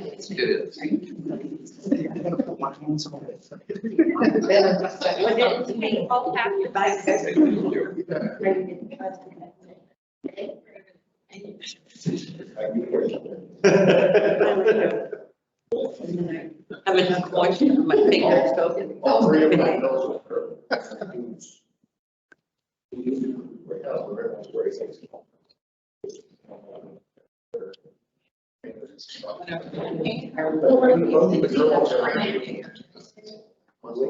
Do that. That's what I'm going to get to the grocery store. There you go. I was in one. It's great.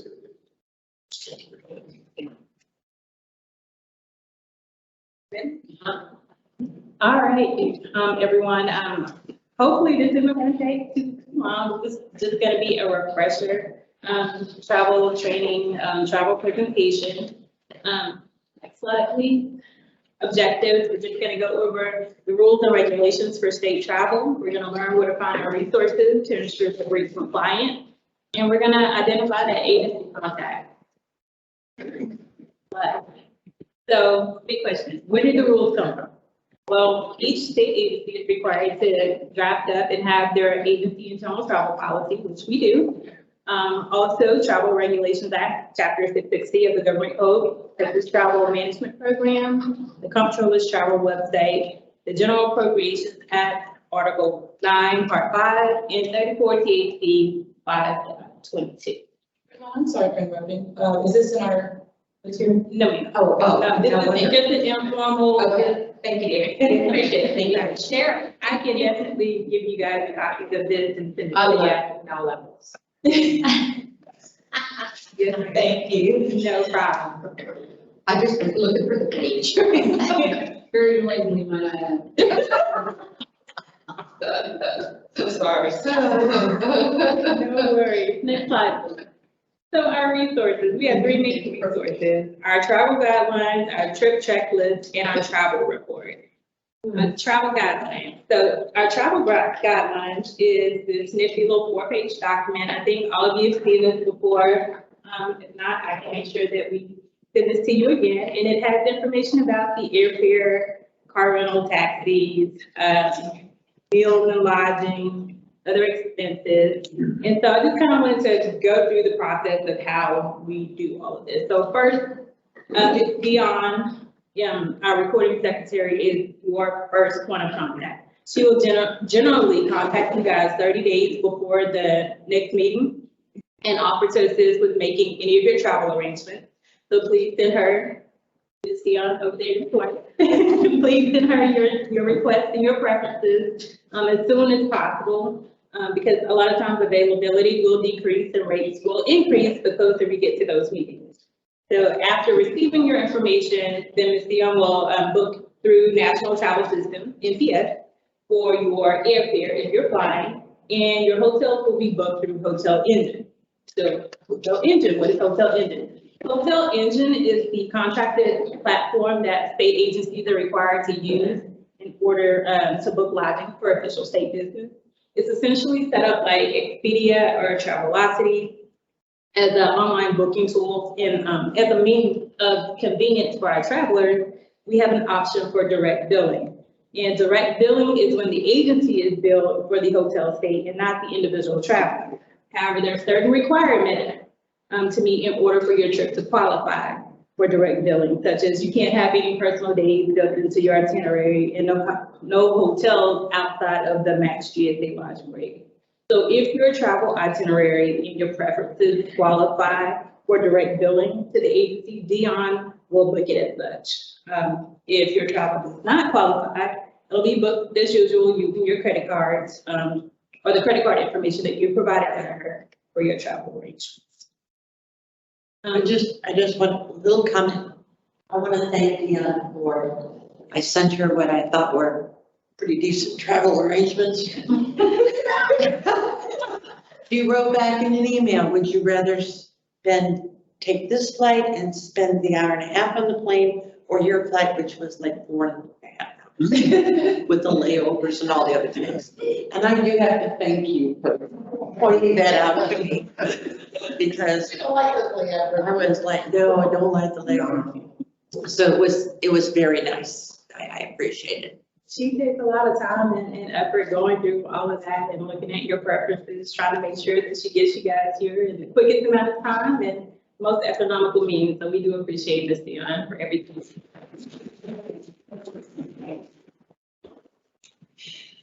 Right. And one other note about that, while I'm still on the same page, is cancellation. So if an emergency occurs outside of business hours, please contact Ms. Dion so that she may try to assist. And if you're unable to reach her, then you may also cancel your hotels and your flight on your own, and we can deal with it on the back end. But Dion has graciously said, I will be the first point of contact, so they can contact me whenever. So just know and keep that in the back of your mind. So just because I know that Paula will have that happen to her, so what happens in that situation if because the flights go through the agency to get booked? So then we have to go through Dion to figure out what the next solution is or next step. So we also have a 24-hour contact at National Travel System that we can contact with all things. But in this case, we're figuring it out on the back end, like where the credit is and, you know, what's the documentation, just so that we can make sure that we reimburse the right amount to Ms. Howard. Oh, okay. So she booked a different flight to just fix it so that she could make her flight, right? And then we're just on the back end. Or it might happen, I guess, outside of the normal hours. But if we had had that number, and she had that number, could she have called them and they fixed it? Yeah. Oh, okay. Yes, ma'am. Very good to me. That's really good. Because she texted me and I was like, why? What is the date on the top of the travel guidelines that you have? 11, so November 1st, 2021. 2021, okay, yeah, Ma'am. we all need that updated because mine's. Okay, so yes, ma'am, we've been making some revisions and going through, the working group, just trying to identify what we've been doing in the past and what doesn't work, what does work, how can we improve this, so that it's not as, it's been painful. It shouldn't be painful. We should be able to get up and go and get your reimbursement and on to the next. And all those questions I call you and I email you with those really crazy things and you fix it immediately. Kudos. That's what we're here for, ma'am. I'm not a detail person. That's what we're here for. So with this, with travel guidelines, I'm going back, and I'm just gonna touch on a few things. So transportation, your airfare will always be booked by NTS. Car rentals, we have several rental car agencies that are on state contract that we get you taxi, Uber, Lyft. You're free to take any of those. Just make sure you keep those receipts. Personal vehicle, you can drive your personal vehicle. We just have to have your point-to-point mileage. So show us the Google Maps with your home address, which is your home location, to wherever your official business duty station is. And then we reimburse you for the mileage, and that mileage rate is set by the IRS, and it's 56 cents a mile right now through December 31st, and then they'll set a new rate beginning January 1st. Oh, and if we reimburse you for mileage, you don't get reimbursed for gas. Although,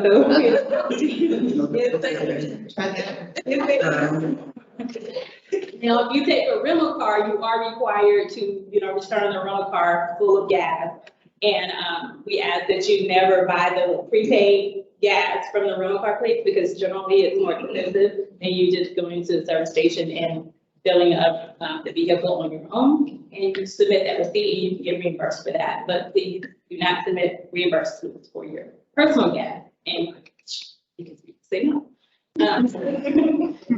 Meals and lodging. So again, I briefly touched on Hotel Engine, what that platform is, direct billing.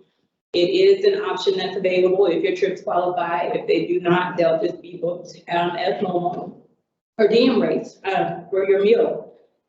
We've kind of gone away from you must show us your meal receipts and we need all of this and instead we're adopting, like most state agencies, where we're going to reimburse the GSA rate up to the max, and it's based off of a time frame here. So whereas before we needed receipts for breakfast and lunch and dinner, you were only going to get reimbursed for your, $9.89 for breakfast or whatever. Here it's based on time. So if you depart your home of record or your duty station before 7 a.m., then you're going to be entitled to the breakfast per diem amount that's shown on the GSA website. If you depart your location before 11 a.m. or if you return home after 1 p.m., then you're going to be entitled to the lunch per diem amount.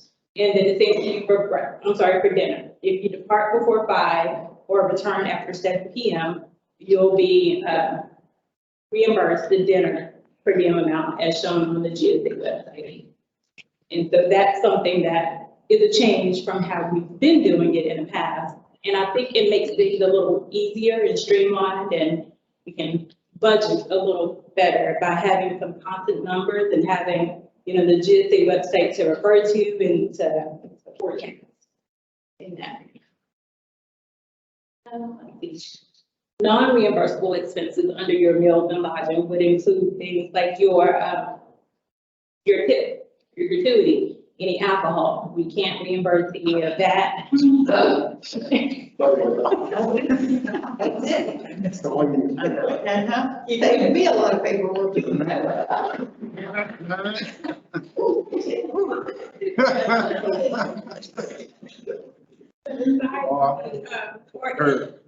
Or in your room, if you order room service, we can't reimburse room service, or if you, buy something, some hotels have, home markets and you can charge things to your room, if you buy something from the marketplace, or if you, make personal phone calls. Do that still, but everyone has cell phones, but if you charge, a phone call to your room, we cannot reimburse you for that, and you will, we just cannot reimburse you for those personal expenses. Other expenses, parking, tolls, and taxes. So parking garages, parking fees, we can reimburse those. If you go through the toll and you receive an invoice or a bill for that, submit that to us, we can reimburse you for those tolls. Any taxes, so your state occupancy tax, your city and county taxes, depending on where you are, they charge more. So if you were in a hotel in Galveston, you're gonna pay more for taxes than if you were in a hotel here in Austin. So we pay those. So that's taxes on the hotel. Yes, ma'am. Oh, okay.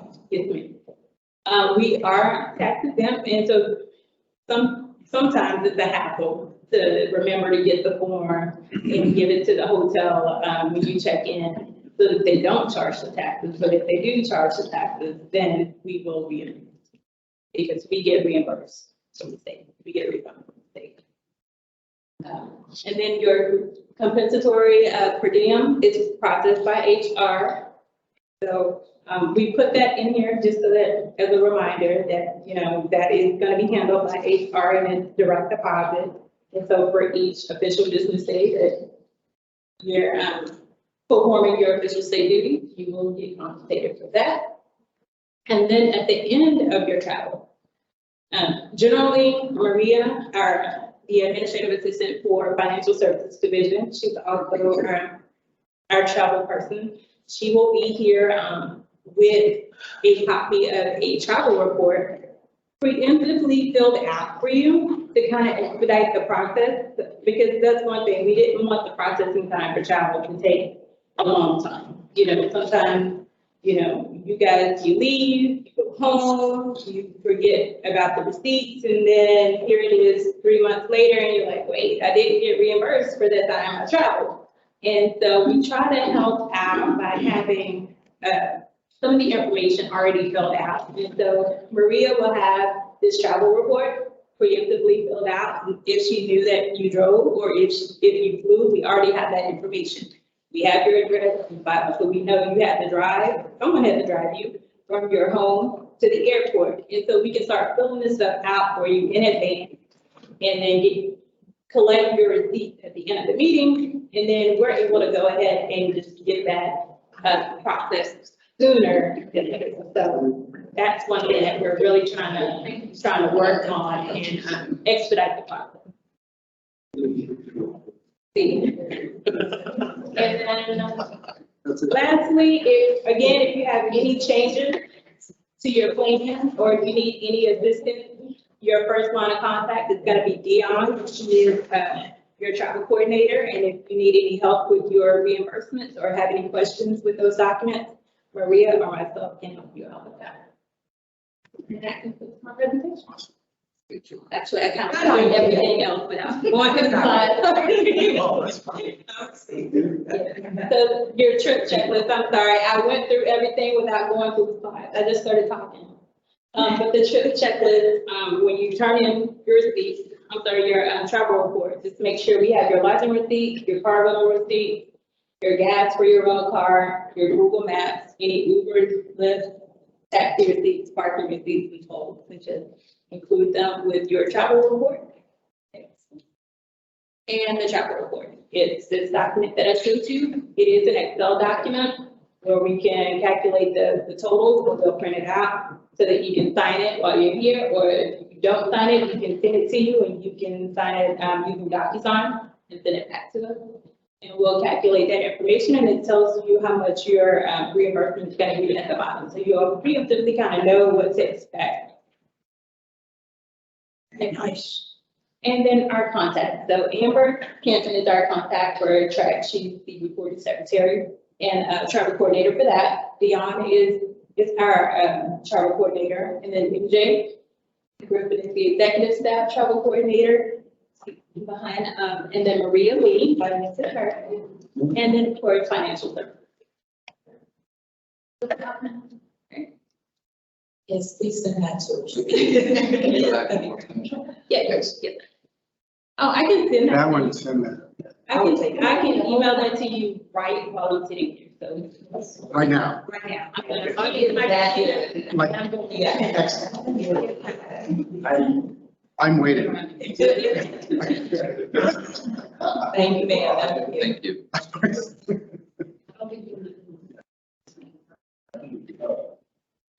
Can you get reimbursed for parking at? Okay. Are you gonna show us receipts for like the last 4 years? Forgot to turn these in. I mean, that's a question, as a time, window that we can't A get. statute of limitation. See, I usually do. You look at my record, I always forget to get reimbursed. Yeah. It just takes some time. I know. It's just like, I just, between everything else, I'm like. So that's what we're trying to help you all with that, by having a travel report to collect your receipts from the end of the meeting. And then we can go ahead and start that process for you, because yeah, since I've come on board, I have realized that there have been times, I have commissioners who have never claimed the reimbursement, and he said, because it was just too much, and he'd rather not deal with it, and Well, so. thank you for saying it, because yes, I think our time is more valuable than that, filling that thing out, taking a couple hours to do that sometimes. I know that was just. That makes it great. So we're here to help. We're yeah, we're pretty good. Yes. In fact, I didn't even realize I turned mine in May, and finally, I'm like, I'm just gonna send you an email, going, did I throw it? I can't remember. Just kidding. Like a month ago, I'd forgotten all about it. I think everybody's DocuSign. I think all of the board has to use DocuSign. Yep, there we go. Everything. And so that's our primary way to get signatures. You know, you can sign from anywhere. You don't even have to have a DocuSign account in order to use DocuSign. So you can sign it from your phone, from a personal computer, from wherever. All right. Well, that concludes my presentation.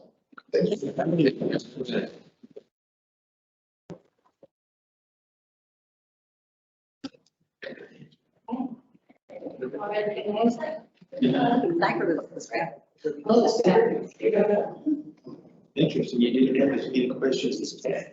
I know. That's right. What's up with that? Just forget. Use your law. We wanted to talk about, yeah, get her out.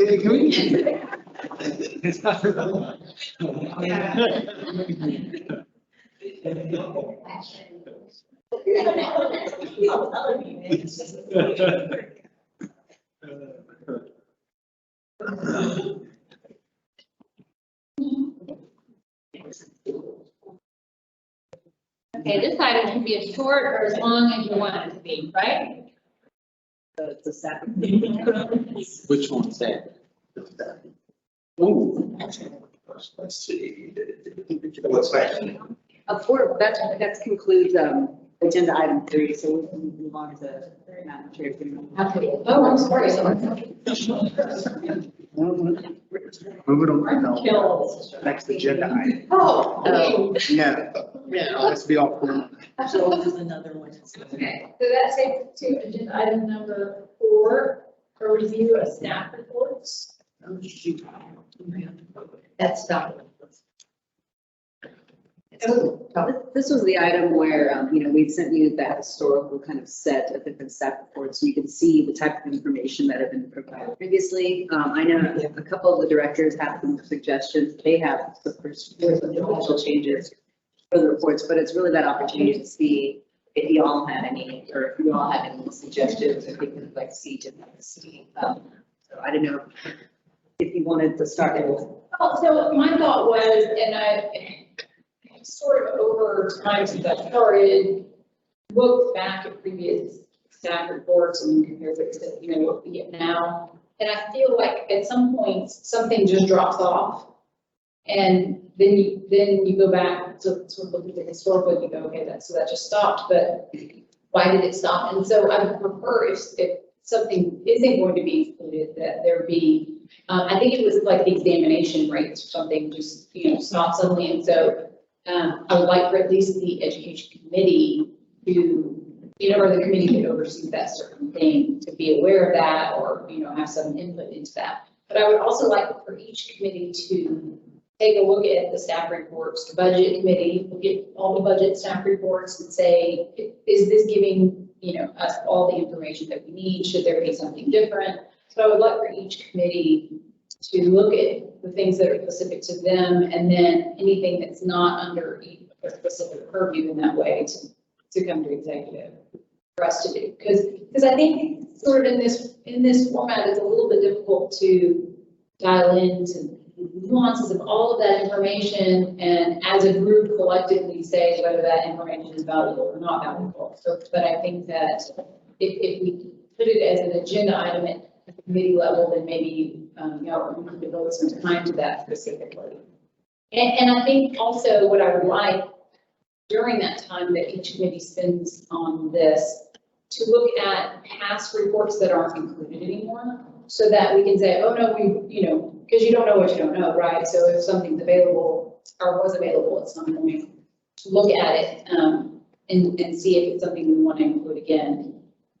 And then at the committee level to really talk about, do you look at this every, you know, I know when I get staff reports, I open it and there are certain things that I look at almost every time, and there are certain things that I never look at. And so I really would like for you to say, yes, this is valuable and let's include it, because it takes staff time to put it together, and there's no point in including it where nobody's looking at it. Or if you don't feel like the general public, I mean, if it's not included in board material, which is normally, no, staff reports are available online, right? So if it's something that you also feel like the general public or licensed holders would like that level of information, or you feel like it's part of us being transparent, then that's also what I would like to include. But I would like for each committee to look at staff results. One thing that I would encourage each committee to do is also hear from staff. And that's one thing that we've done just in preparation for this meeting. It's just, are there things that should be included that aren't? And is there any information that just seems a little bit silly to include?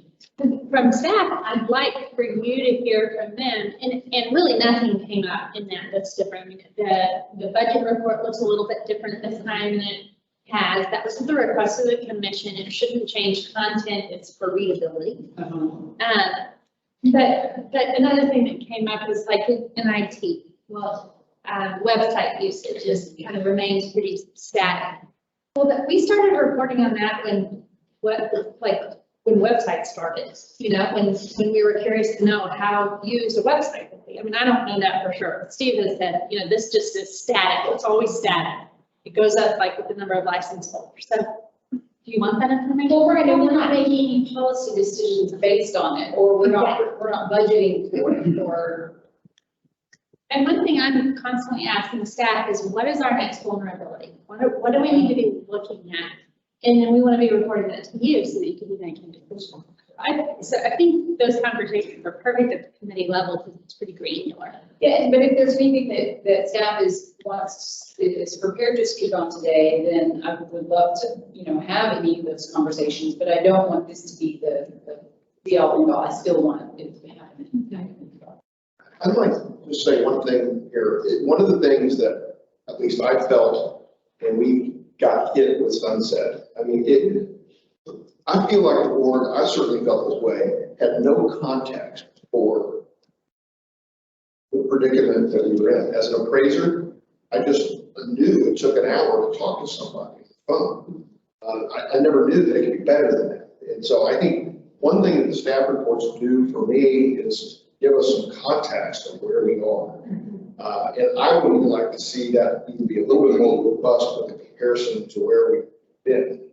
Instead of year on year, but like year on 5 years. I had the same thought, when I was looking through them, I thought, well, all these numbers look consistent, but what is that in comparison to? How would I identify if this was an anomaly or a problem? Because all I'm seeing is in current. Right, right, it's current.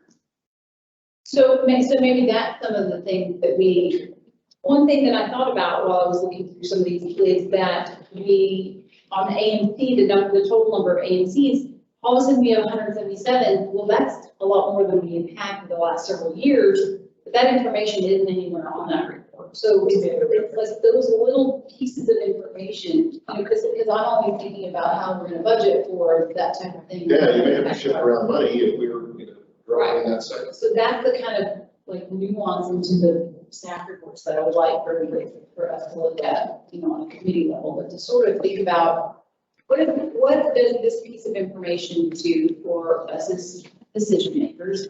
What does it do for us as far as in making sure that we don't get into another sunset? And how to put together the right information so that we don't get into another situation like that.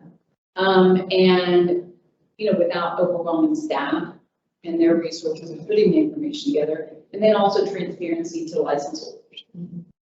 So that information about the general running of the agency is available to them. Sort of my thoughts. So do we think that all of those reports that we get are necessary?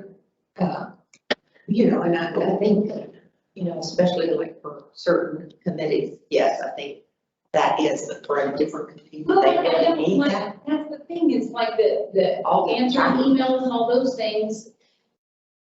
That we got criticized about that in Sunset, but also is anybody watching? I'll watch it. The customer service numbers, I do watch. Okay. When I get those reports. Because I think it was one time we had a big difference in our numbers for customer service that I can know the guys about. They were great at explaining why.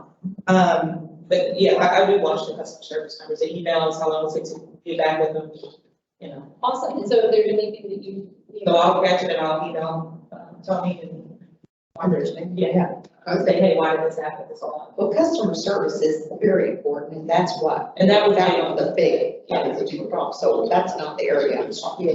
We probably They, Yeah, that's a good idea to look at our current report just to see. what we really. One other place to, it's a similar conversation, but makes this a little relevant in the next couple of months is performance measures.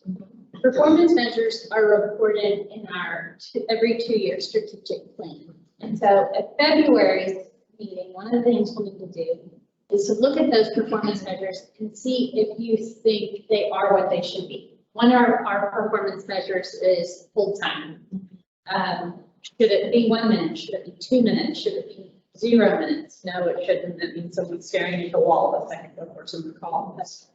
That's another avenue for reporting and measuring how we're doing. Just so you know, that's coming in February. That's a good point. I was actually thinking about that before the meeting.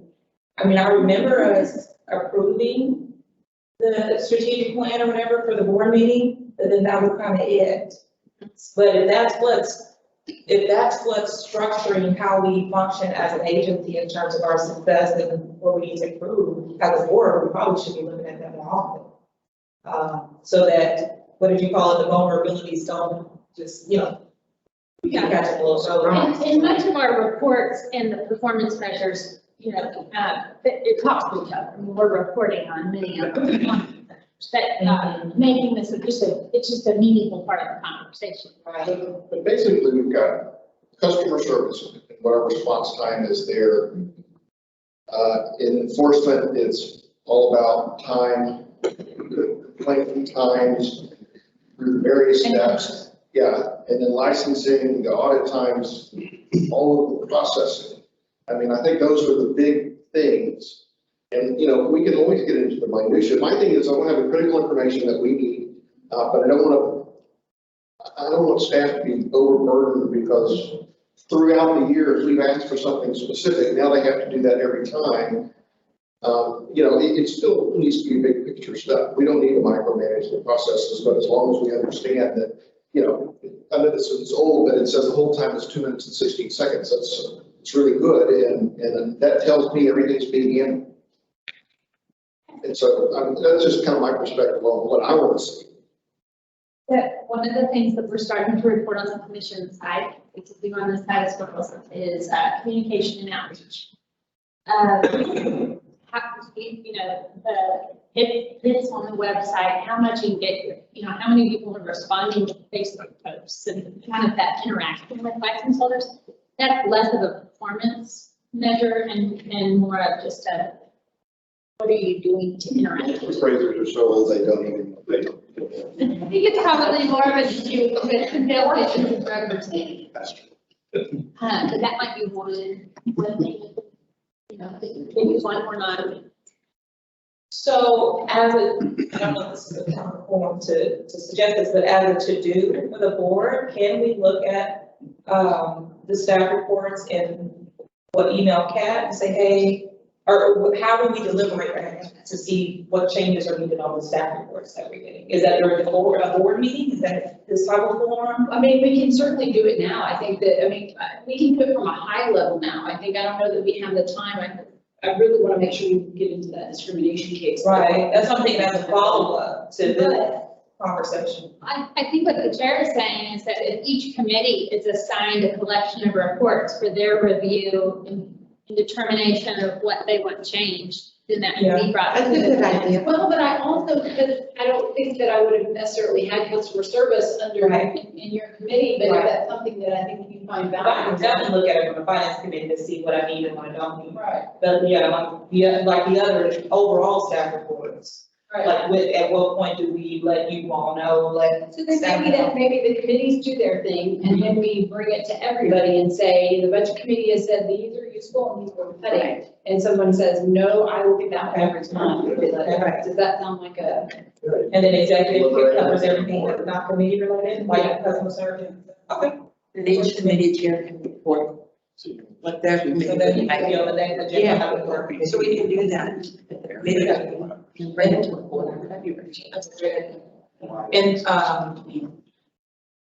And I think, and I want to make sure at the committee level that y'all are looking at these past staff reports that they put together for us in 2017. I also like the suggestion of staff talking to us and making suggestions on what they think we should be looking at. Because I feel it's not so one-sided, like I need this, because they're gonna be able to see things that we may miss, that, so on the committee level, I'll make sure finance committee. Were they prepared to speak on that today? There were just a few kind of footnotes of things. Yeah, if they have time, sure. One from Melissa and one from Steve, is this right? We'll start with you, Melissa. Sorry, you've been put on the spot. Actually, I have like 3, but, Sorry, we have. so the first is just moving the experience audit reporting out of the enforcement reports and into the licensing and education. That makes sense. The second is to change these dashboard comparisons that you guys see on the front page, kind of like Mr. Bolton was saying. Instead of us comparing to ourselves in the previous FY, I think we should compare it to our goals. Like what Sunset wants us to do, what the strategic plan says, and what you all have set for as goals. I think that's a good idea too, because I think I've probably asked that question 16 times, like now what was the Sunset Century, you know, because the ANC had one goal for us and then we have, Well, my thing was, and I know Troy was the one who created that report, but that's exactly what I'm talking about. It's 7 days faster than last year. What was that? Yeah. You know, there's no context for it, and so. Right, and was last year good or was last year terrible? Yeah, we're 7 days faster, but it took us 600 days last year to get, the working-based process. So I totally agree with you. I think it's a great idea. And then the last thing is just kind of stylistic, just to make the licensing reports look a little bit more like the enforcement reports, since we're now like the TLSV division. So just for consistency. Yeah, I think that's great.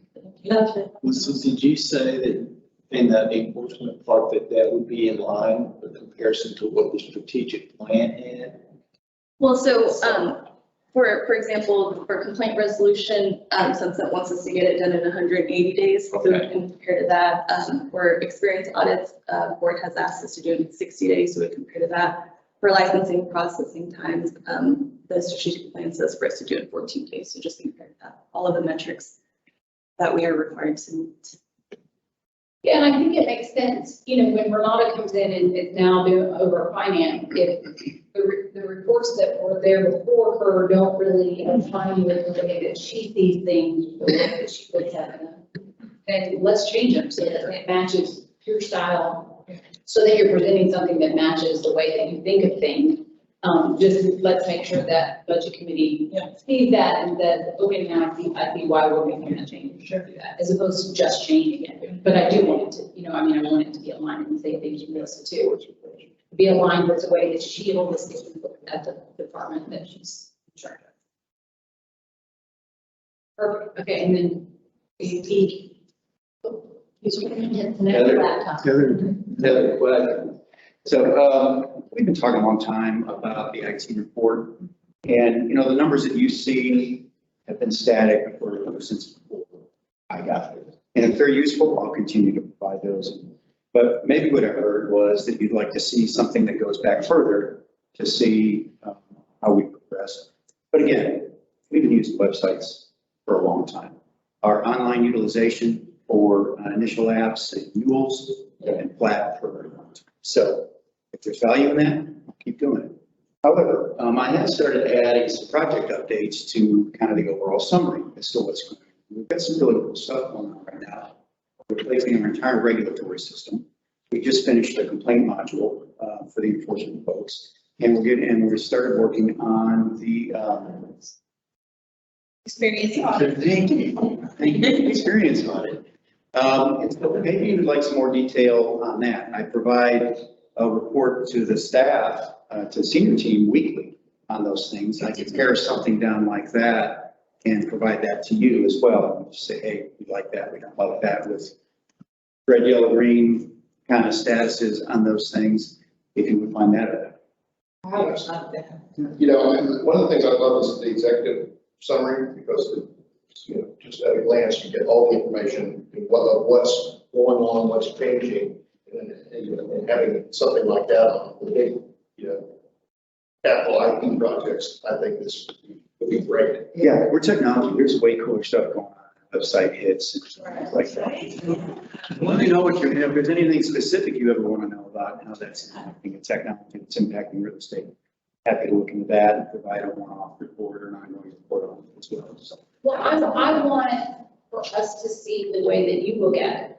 What are you, if you're not monitoring the website hits, then, and I don't mean that in a sense because, the buck stops with us, obviously. So if you're not including it and it's something we should be seeing, but if it's not something that you monitor so that you can make decisions within your department, then, and it's not useful to us, then. Right. I mean, those are, when we're looking at new servers, we evaluate the bandwidth required for things like that. We look at one-off events. We had a lot of interest from the UK recently, which caused a spike in one of the reports. But, we look at that internally, and I'm not sure any of that will necessarily float up to you. So really, it feels like you'd be more interested in project-related things, and more specifically board project-related. So certainly you can start down that path, but digest that and let me know what you're interested in. Because that's really my goal. What are you interested in? What helps you make decisions? And that could probably go, so much of IT is budget driven. Right. So if you want that to go to budget, it could. It also be in the catch-all of the executive committee. Well, or I thought licensing, if it's, you feel like looking at numbers. One of the things overall that I think we need information on is, what do you need? Is that if there's something that says we need more people, we need equipment, we need something, so that those committees that oversee those areas can bring that to the board. Say, tell us we need X, let's figure out how to get that. You mean in terms of what does the IT department need in order for them to do? Yeah, or, we want to start a new project and we have this idea, whatever it may be, but what are the wants and needs of different departments? I think it would be helpful for us as committees to understand that, evaluate it, and help to make it happen.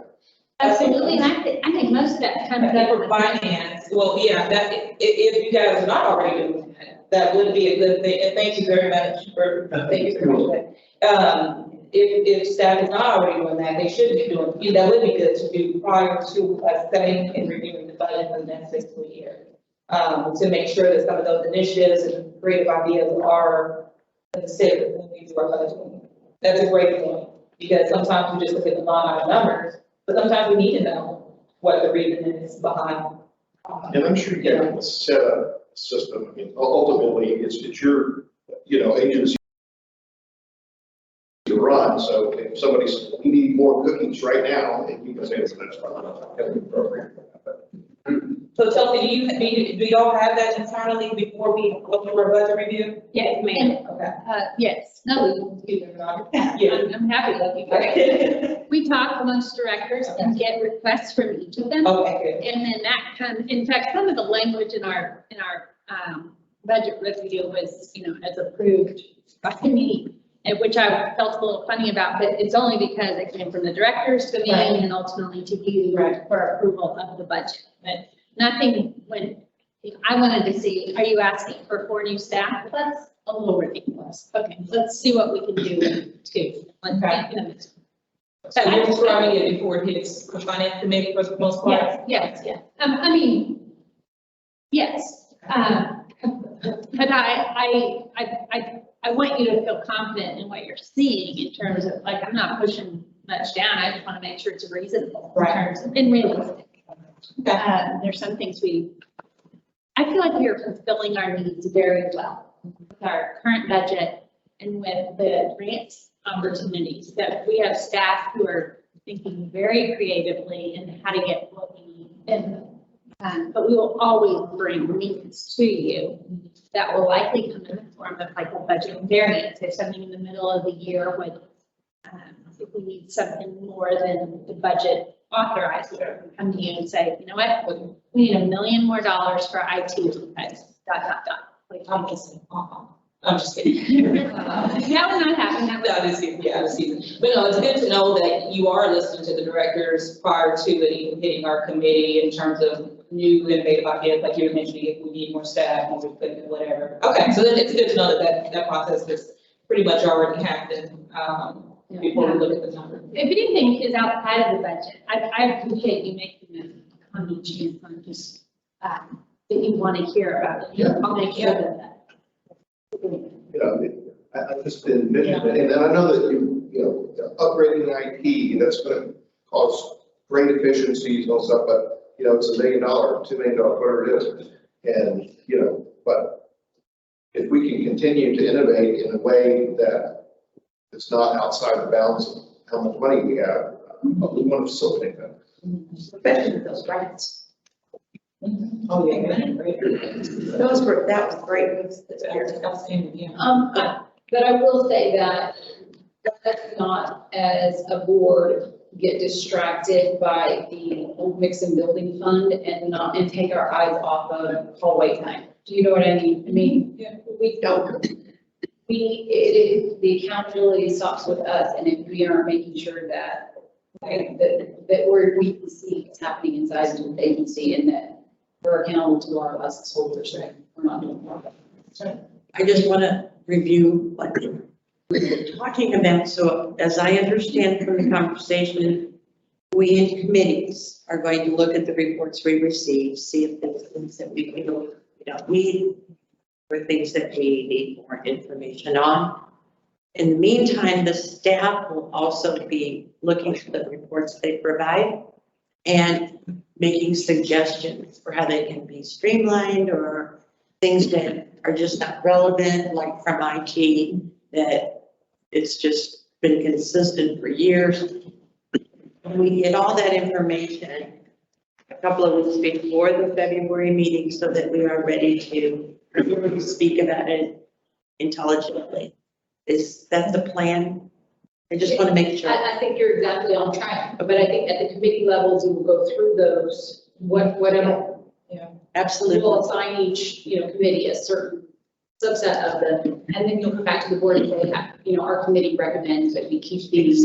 We take these out and then we add this. And then, we'll go over. Yeah. And that way, if there's something that you look at that wasn't covered in your meeting, you can have an opportunity at that point. Well, the staff presents something that. Yeah. It, Makes you look at it. and I'm like, ding, ding, ding, ding, that's a great idea.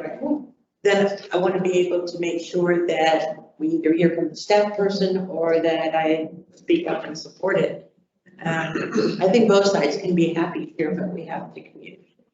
So, And I've been thinking sometimes with one side where the board is saying we need this, but we do need to hear this. and they've been very accommodating, but I think They- yeah. time to hear them too.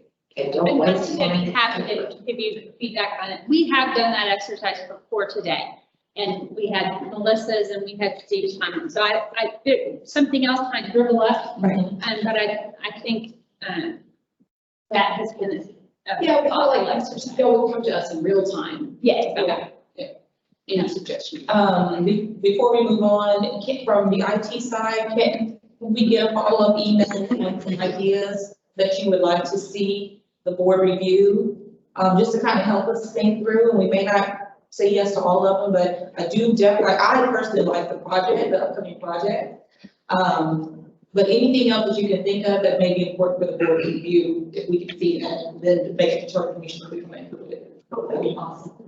And then, I know our finance reporting structure changed.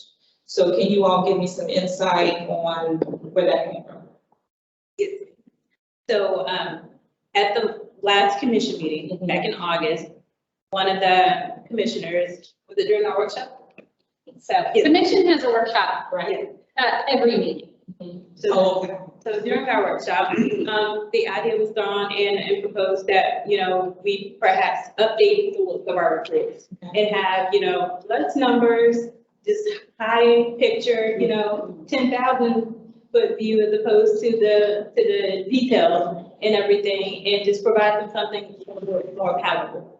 And so that was the intent with what I provided for the commissioners. But then also my thinking, well, if I'm changing it for the commissioners and they see it like this, maybe the board feels the same way. And so I went ahead and changed the look of the reporting for the board as well. The information is still the same, it's just how it's presented is a little different. Has the chair had an opportunity to look at what you said? No, and so with that, like I told Chelsea, I fully take blame because we did not talk about it in advance, and I just changed the look of it. Was it not the one that was on the staff reports that we got this week? Yeah. Because I noticed it looked different. Yeah, it's that. Okay.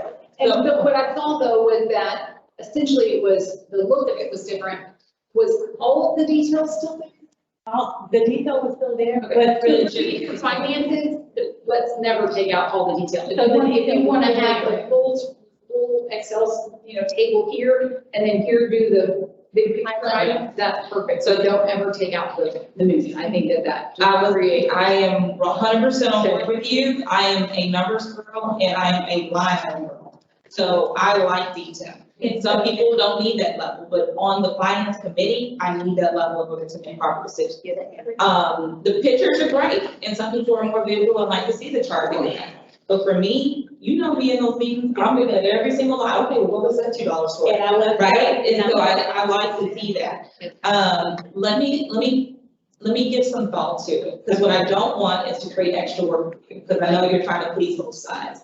Let me give some thought to that, but just preliminarily, I'm saying I need detail. But let me think, and you and I can speak But if afterward, it's both whatever. included, I don't mind for those board members who aren't paying such detailed attention because they know that you've got it covered. But Right. maybe they're just the highlights, so if it works for them too.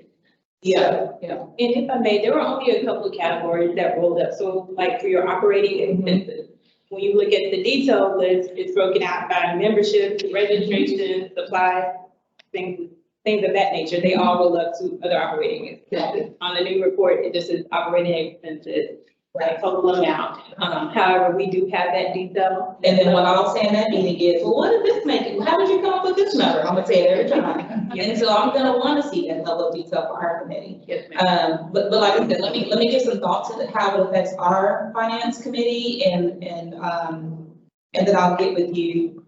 Again, not to recreate the wheel or make you do more work, but I know me. And I know if I see a bottom line number, I'm going to know how to came up with it. And it's no problem for us to leave the Yeah. reports as they were. That creates them that way initially, and then I took the information from how they created Right. it and then put it into those dashboards. Okay. So we can leave it. Over. Yes, ma'am. I need to make that sure. It's more important to us, I mean, especially in finance, Right. that you're equipped. Right. So whatever that looks like. Okay, I'll give some thoughts to that. I'll do with you on. Thank you for letting us know and explaining that. Appreciate it. No problem. Thank you. All right, anything else on the staff reports? We can move on to agenda item number 5, the overview of the process of investigating complaints alleging bias or discrimination in protected classes. Okay, this is Melissa. So I just prepared just a few slides to set a foundation for a conversation. They're not in the materials, but we can. So first thing is just the numbers. In the last fiscal year, we received 6 complaints alleging bias and discrimination. The allegations included discrimination based on gender, race, disability, national origin, and age, and most allegations were related to race. Melissa, can I ask a question? Did we collect this information before this year on how many We didn't, how many alleged? No, okay. So we think anecdotally there was maybe 1 or 2 before then, maybe like, maybe 1. yeah. So we've definitely seen it anecdotally, because we don't have the data. We've seen an uptick. But we will now collect this. Sure. Wonderful. So on the screen now, I have the use path ethics rule. It says an appraiser must not perform an assignment with bias. And then it goes further on to say an appraiser must not rely on unsupported conclusions related to characteristics such as race, color, religion, national origin, gender, marital status, familial status, age, receipt of public assistance, income, handicap, or an unsupported conclusion that omits any such characteristics as necessary to maximize value. Yes, yeah. So here I just have the investigative process generally into these complaints. First step for the investigator is to review the complaint, the response, and the appraisal report. Determine whether there are any indications that the appraisal was performed with bias. So we'll look at comparable sale selection. Did they leave the neighborhood to full lower value sales? Adjustments, are there excessive, negative, unsupported adjustments, reconciliation? Did they reconcile on the low end of the and is there information that the appraiser included that might indicate appraising with bias? And then the investigator will conduct interviews. If in that process, if there might be discrimination, the investigator will obtain additional appraisal reports to determine whether there's a pattern of practice. So does it only happen in minority when the appraisers appraise the minority home versus white homes? Or is it just something consistently across where that the appraiser always reconciles? So when that comes up, they then look at prior reports that appraiser completed? Yeah. And that's where you see if they've had a trend of. So it's part of the investigation process. That's different than the way we investigate other things, right? yeah. That's the bigger. Because it could potentially be us looking at dozens of reports to see if we see any sort of pattern. But that. So you pretty much just take a random sampling of their prior reports. That's what we would do, yeah. So these are new to us. We've only been 33 of them. So, but if it were to come up, that's the stuff. And that's how you would do it. If you all could keep us informed if how that goes and because certainly I don't want to create any bottlenecks, right? And having to review all these extra reports. So I'm, so if you start to see bottlenecks in any of that process, just let us know because there may be other ways we can do it. but the way it's presented, that's good. Okay, so that takes us into the case study. Just really quick facts, everybody has the complaint response and the investigative summary. The complaint alleged in this case that the respondent appraised the property with bias based on race, gender, age, and disability. The complaint stated that the respondent's selection failed, failure to recognize upgrades, and failure to analyze the market conditions were done to discriminate against the race, gender, age. The investigator found that there was no evidence of discrimination in the performance of the appraisal. Specifically, he found that the respondent had never met the complainant. The sales selected were reasonable based on the subject's age, and the only sales that would have supported a higher value were new construction. The subject was 30 years old, so they would have been that. The comparable sales either included similar upgrades or there were positive adjustments made for the differences, and the respondent made positive time adjustments for the change in market conditions. That case was dismissed. So the respondent never met the complainant? Well, they said before, though, you go into a house. And that was a question that we asked. So in the pictures that you saw, it was just like, were there any the family in there? And the answer was no. I mean, I think when there's clients don't want personal things. That makes sense too. So in this case, we never got to the layer of looking at additional reports because there was no indication to do so, right? But the person filing the complaint felt that that was the reason for the low evaluation. Who filed the complaint? So I will say that before I went to Arrow, my thought on these types of complaints was, like, if you know residential appraisers, they don't go out of their way to pick comps that are outside of, because they know that it's gonna get kicked back and they have to explain why it's outside of the zip code or half a mile away or whatever. So they would almost have to work discriminatory. It's sort of the way that I thought about it. And then at Arrow, and I plan to talk about this tomorrow too, in the meeting, that so Freddie Mac did a study because they have metadata, right? They have just millions of appraisals, and they found what the industry calls an appraisal gap, meaning that the appraised value came in lower than the contract price. And when they separated those out by minority zip codes or areas or however they did it, they found that there was appraisal gaps much more, at a much higher rate in minority areas, which really surprised me because I just thought, if you're just pulling comps from your neighborhood, how could that happen? But clearly that, and of course you could say maybe it's an up and coming area, it's gentrification, there's some things with value that are going on there. But when you're looking at that amount of data, and you can find those trends, I think statistically it tells you there's something there. One of the other things that we kind of got into the conversation about it during that session was somebody said, what if you didn't like swimming pools or you didn't like 2 stories or something? It really got me to thinking about not just the selection of comps and everything outside of the neighborhood, but what if you walked into a house and it had blue tile and you felt like blue tile is something that only certain kind of people like, and I'm going to give it a quality or condition adjustment because of that. And that was really the bias that, do you know what I mean? Like, that it wasn't really about the selection of comps, it was really more about the other subjective things that you have to decide on.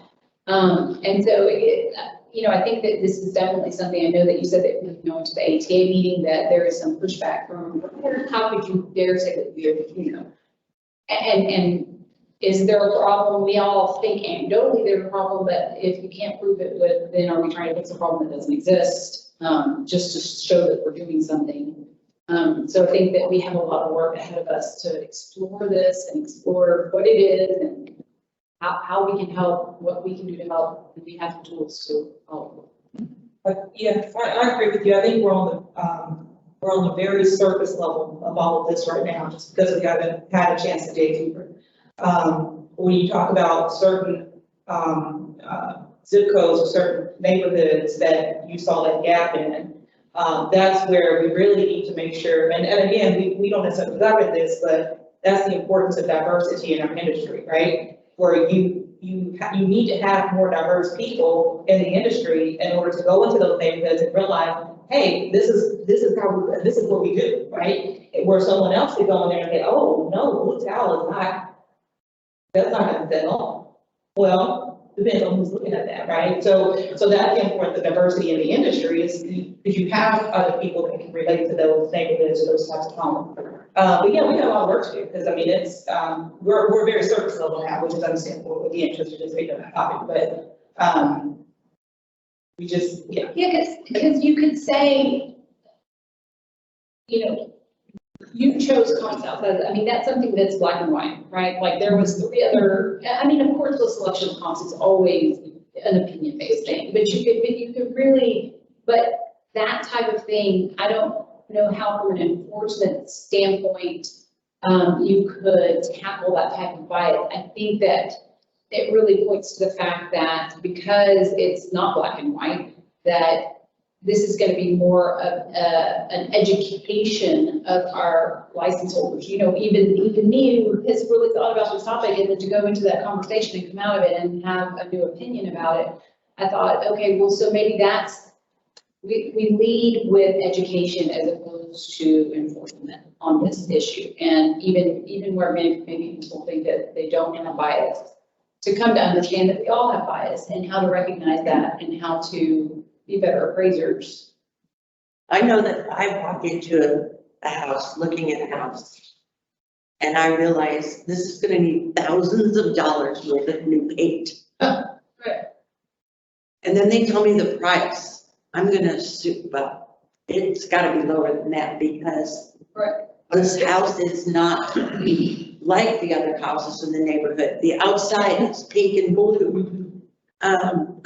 Those kind of things, we all have them. Oh, this is a split level and they said it was remodeled.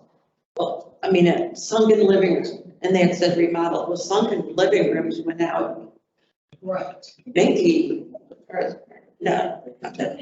But anyway, I don't see how anybody could not have bias.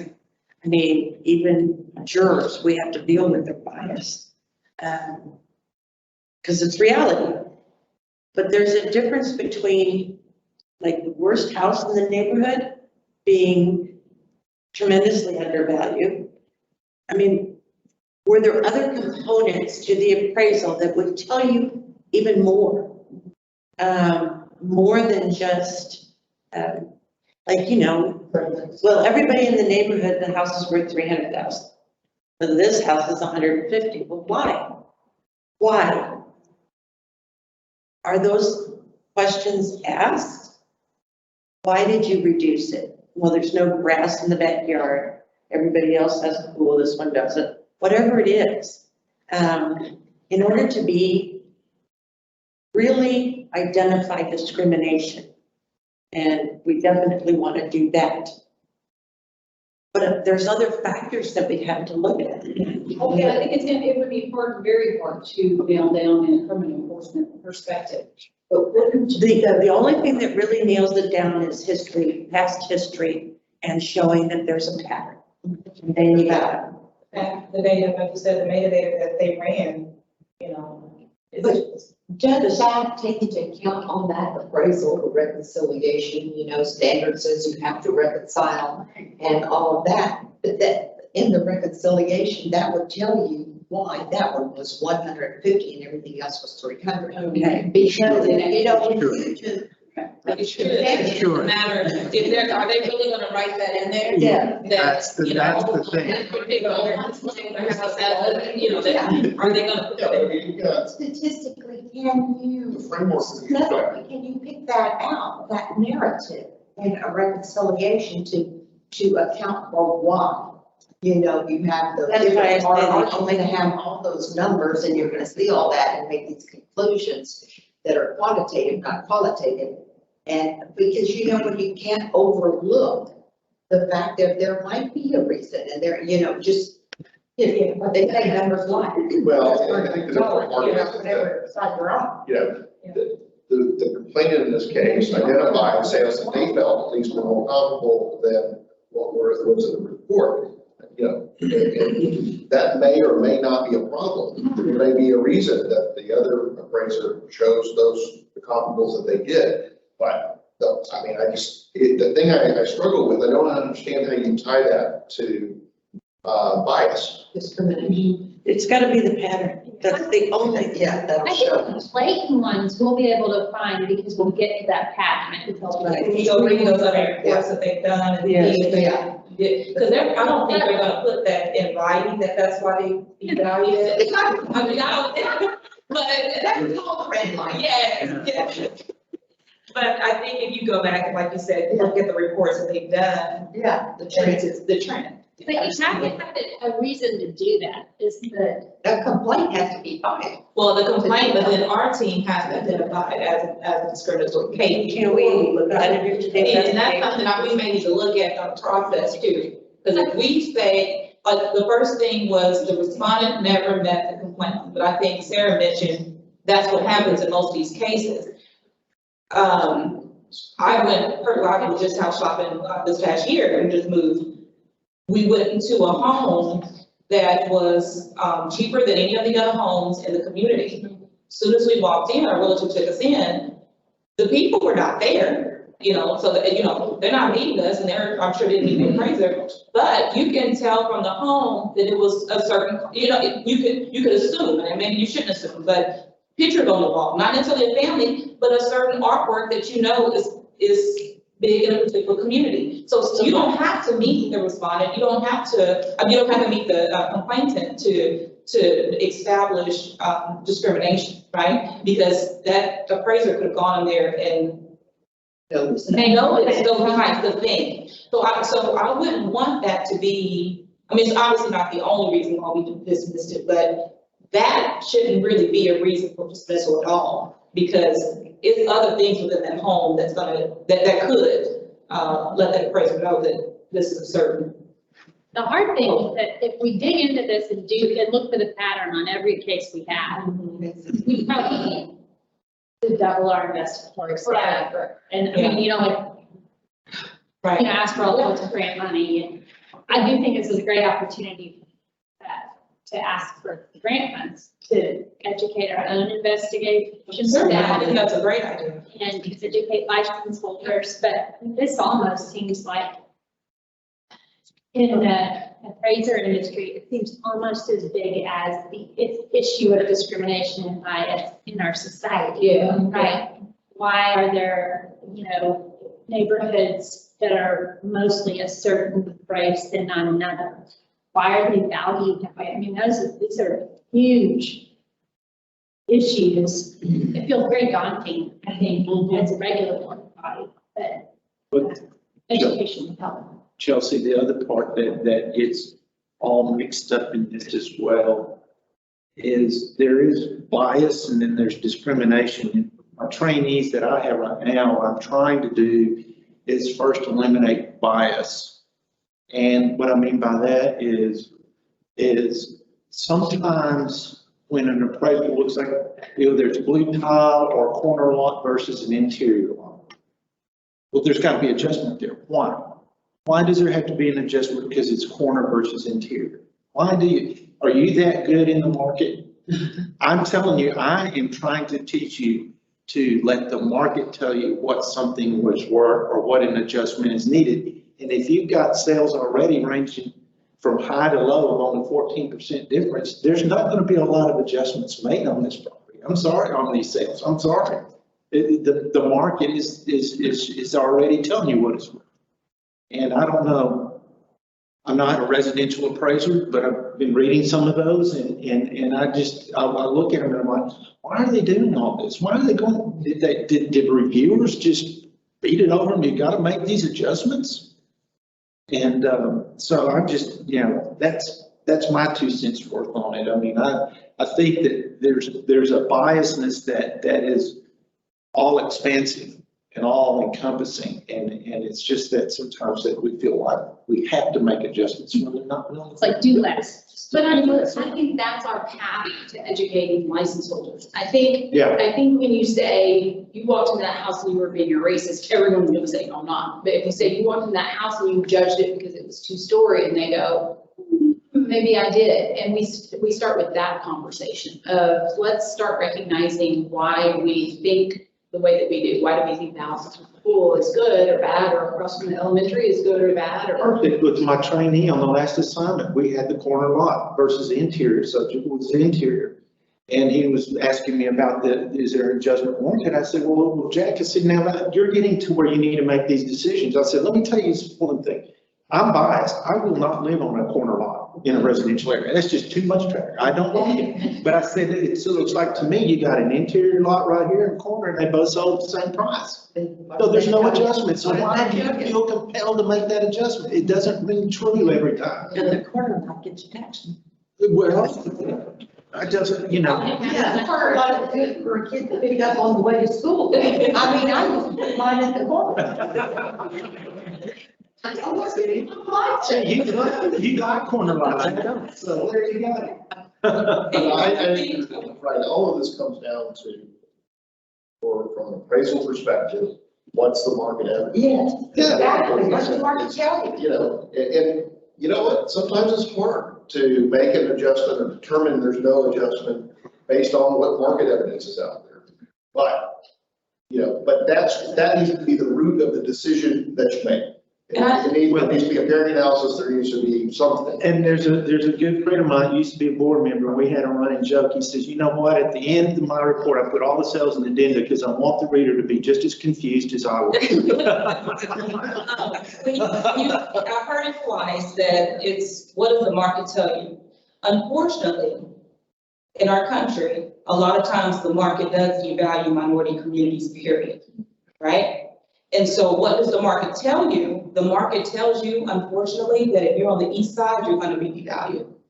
So sometimes we can't, I'm not an appraiser, but as a business owner, sometimes you can't always go with just what the market tells you. You have to go with what is the right value for that particular home.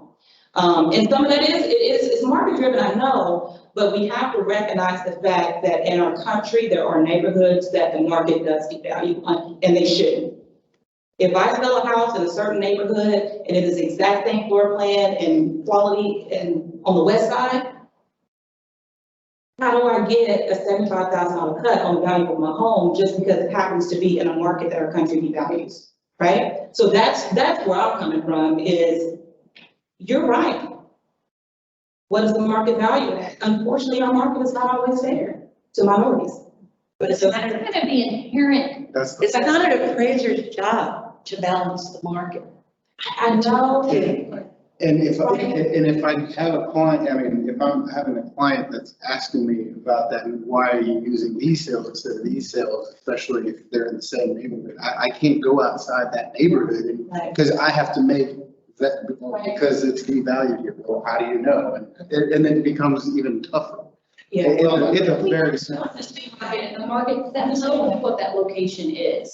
We know there's a difference. Yeah, I do understand that. Yeah, and it's It's unfortunate. that's a very It's really, really unfortunate because you have a lot of, minority families that work just as hard to buy their first homes, they have sold it and all of that. And it's just a shame that because of where we live, it's going to be devalued. So some of that we won't have. My neighborhood's mostly minority, it's Hispanic. Yeah. But the town is 88. I don't expect anything else. Yeah. It's like I see a black family, right? Yeah, I'm that one that's interested.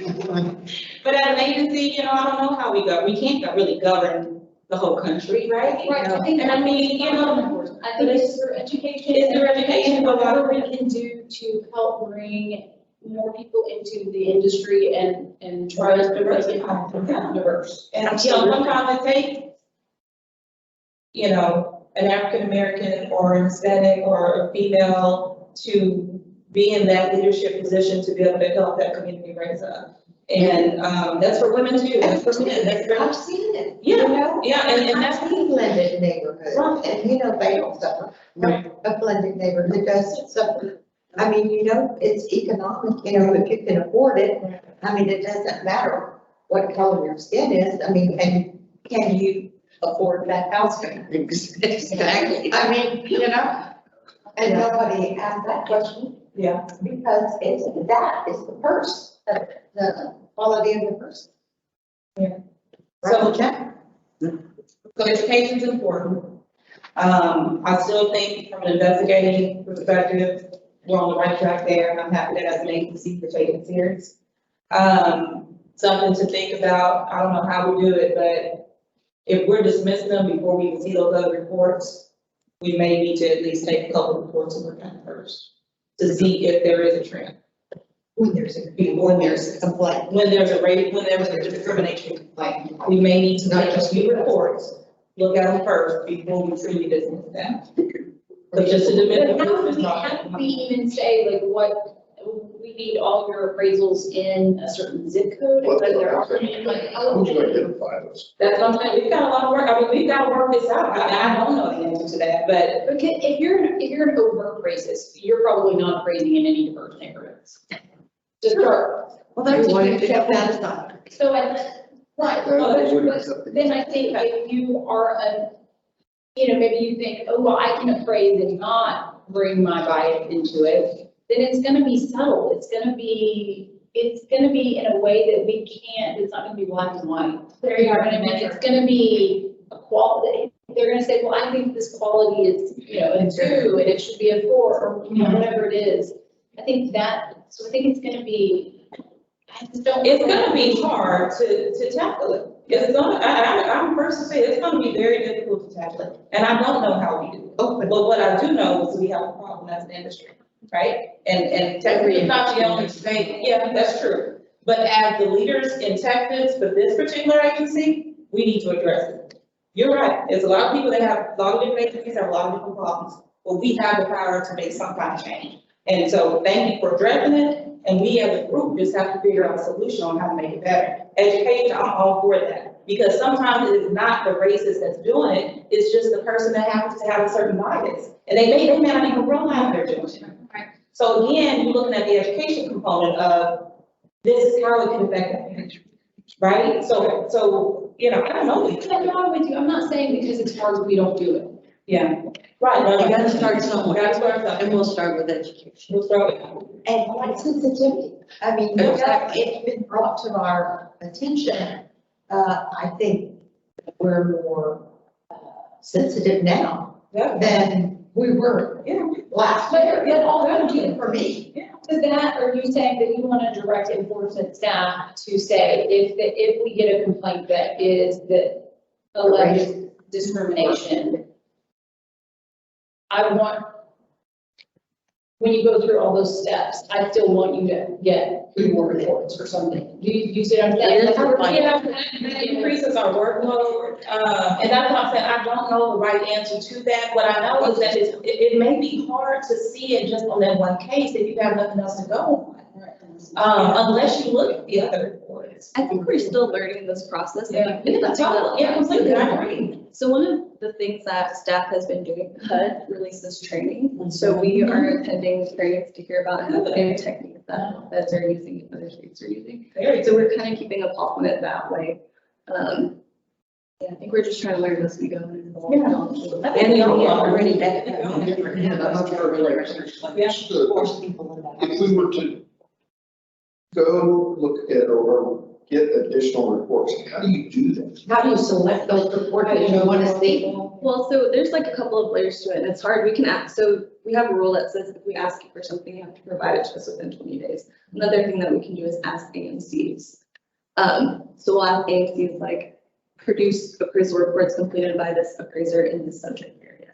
But then from there, we have to figure out like what was the race, gender, whatever of the homeowner who was there. So it's a lot more than just getting the report. Yeah. It's a lot. And then Well, like it's better than just pulling 3 reports that could be, who knows, Whatever they give you.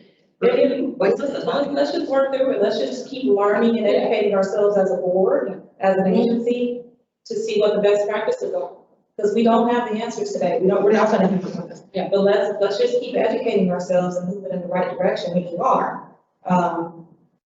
And know that, that we support that and want to continue to explore that. That's something that's important to us. I communicate with the other states too to say, like, what do you think? How are you looking at it? So we attend roundtables. I just forwarded it to you all. There's a second roundtable that the ASB is having on Tuesday. Is that right? So I think you the notice for it if you want to just. But at the Aero report, at the Aero conference, they asked how many, they did some sort of informal survey, right, and said how many bias or discrimination enforcement cases have you gotten? And it was like 12 or 14. Are they even tracking it though?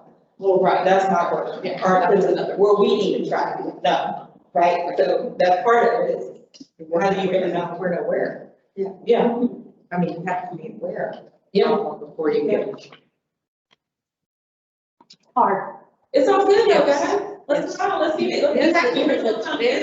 We're educating ourselves to move forward. They never go as fast as you wanted to though, right? Never goes as fast. It doesn't, but you know what? We're taking one step at a time. We'll get there. We'll be part of the solution. And we'll be the industry leaders in the state of Texas. Okay, so again, Again. I like the idea of us, if there's something we can do with grant money on this topic, I don't know.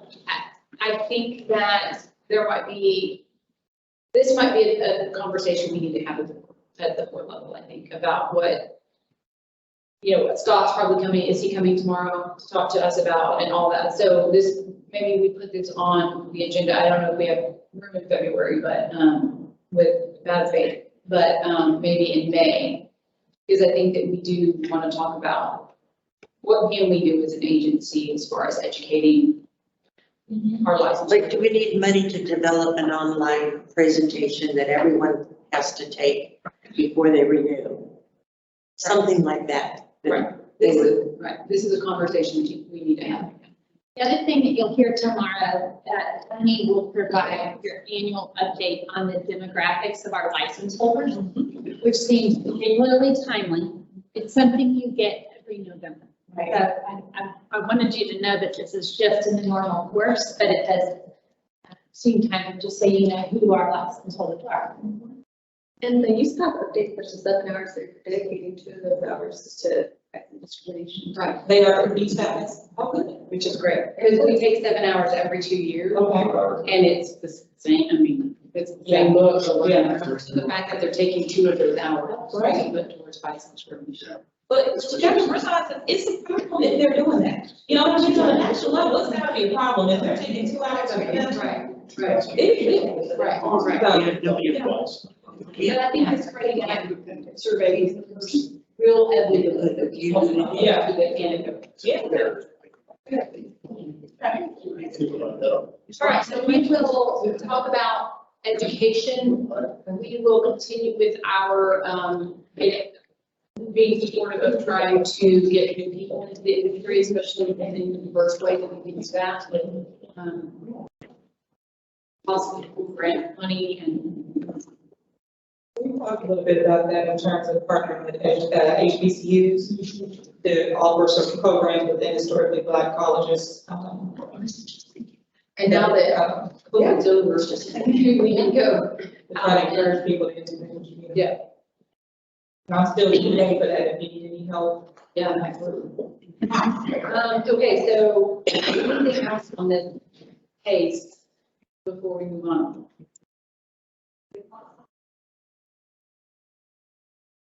Thank you. So agenda item 6 is request for potential future workshop agenda items. So when is our next workshop? It's really up to you. And I think the last, initially intended sort of a use path overview at this session, but with the scheduling and COVID, I think that might have been postponed. So potentially February for that. And I think Tony, you mentioned, is it?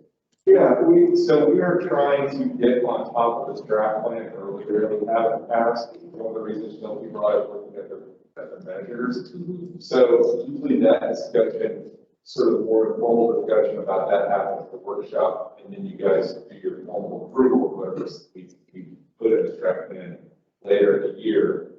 Usually we have a presentation at the May meeting and then there's a special meeting where you approve it, but we're trying to get it done earlier, so maybe next week it's approval done in May, and not have to have a special meeting. We can still do that. So the strat, looking at the measures for the strat plan and then just locally, if you guys discuss, I think would be a good model for the course of February.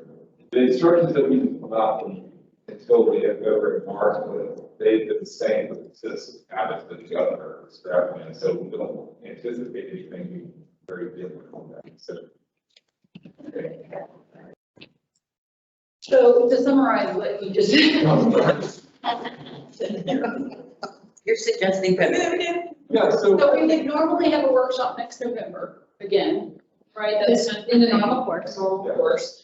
And you are thinking that we might need something. So the strat plan is due to be submitted, usually it's in June, sometime in June of the odd number year, so, or even 100 years, so in 2000, is when we would have to submit our strat plan. Okay, so that would be due before the next November we would meet again. Before August. Yeah. And typically, we start later, we wait till the instructions come before we do any real heavy lifting, and it just truncates everything, makes everything very hectic and crazy. And we end up having to have a joint meeting typically with both the board and the strat plan. So we're hoping if we get it done early enough, there's discussion about metrics and everything, and we get something before you guys in May, that may not be necessary. So the thought is that you talk about metrics in February, and then we finalize a strat plan for your review at your normal May meeting, so that we're ahead instead of behind. And so is metric something that we can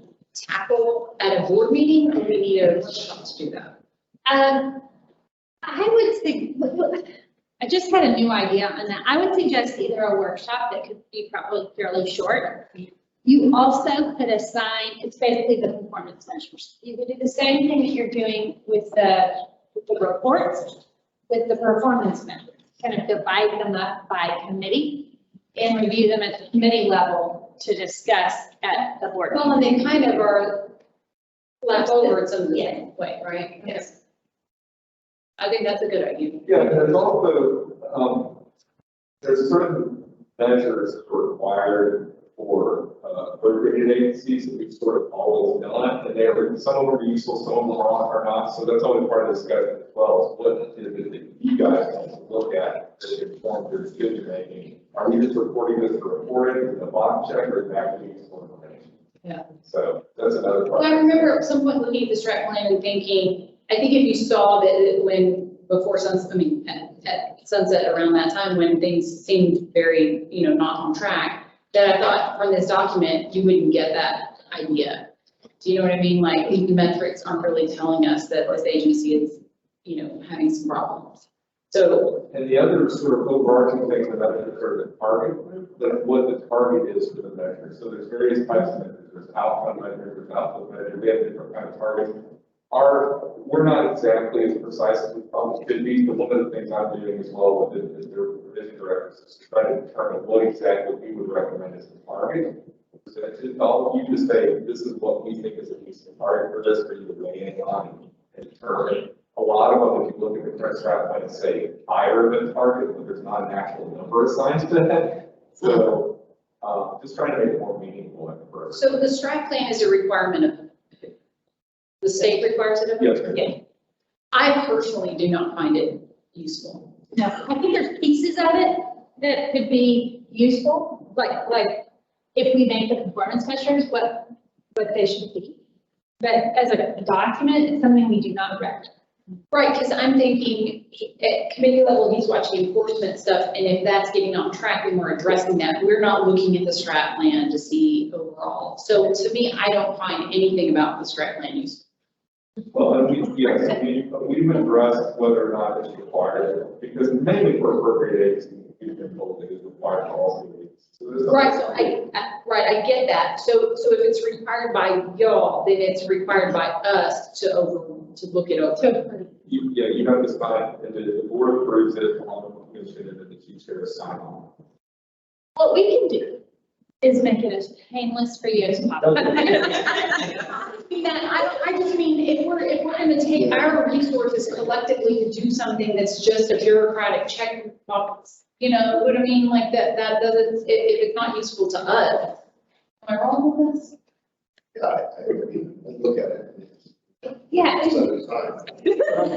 I think that's what we're trying to do is make those measures something that are the part that Chelsea said. But measures that are important to us are in our staff reports, or they're things we ask you for, or do you know what I mean? We can make them the same, like just mirror them on us. Like that's kind of what we're going for, is like, okay, what information do you measure? Okay, let's make those our performance measures. There might be some reason why we need to measure something else that you don't care about, but then the governor's office needs to. Yeah. But just figure that out. Mainly, we want to do. Saying like, you don't need us in the kitchen too.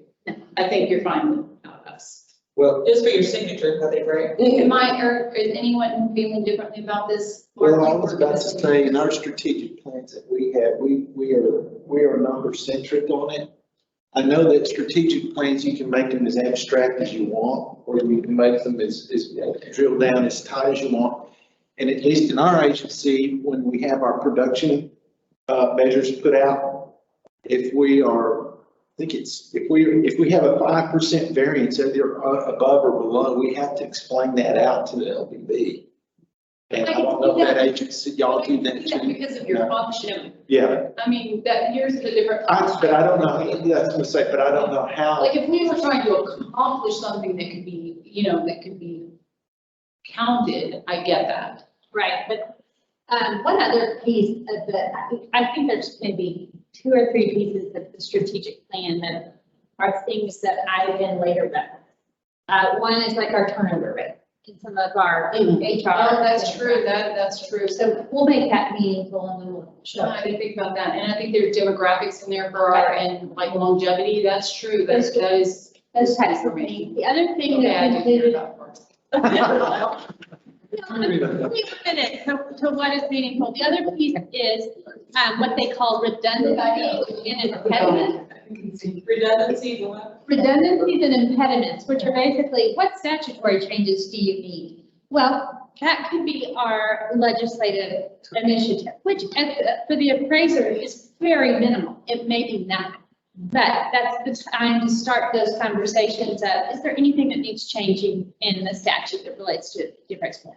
So, it's just like having the conversations to make that meaningful instead of just throwing in what we always do, like just doing things early enough to, because we're going to have a conversation about what legislative changes need to happen. You might as well just make that all the same thing.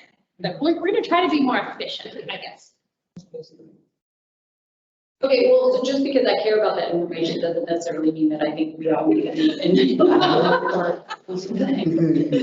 I do find that information useful. Are you okay if we do kind of group the performance measures with the reports to see if we can mirror them, streamline?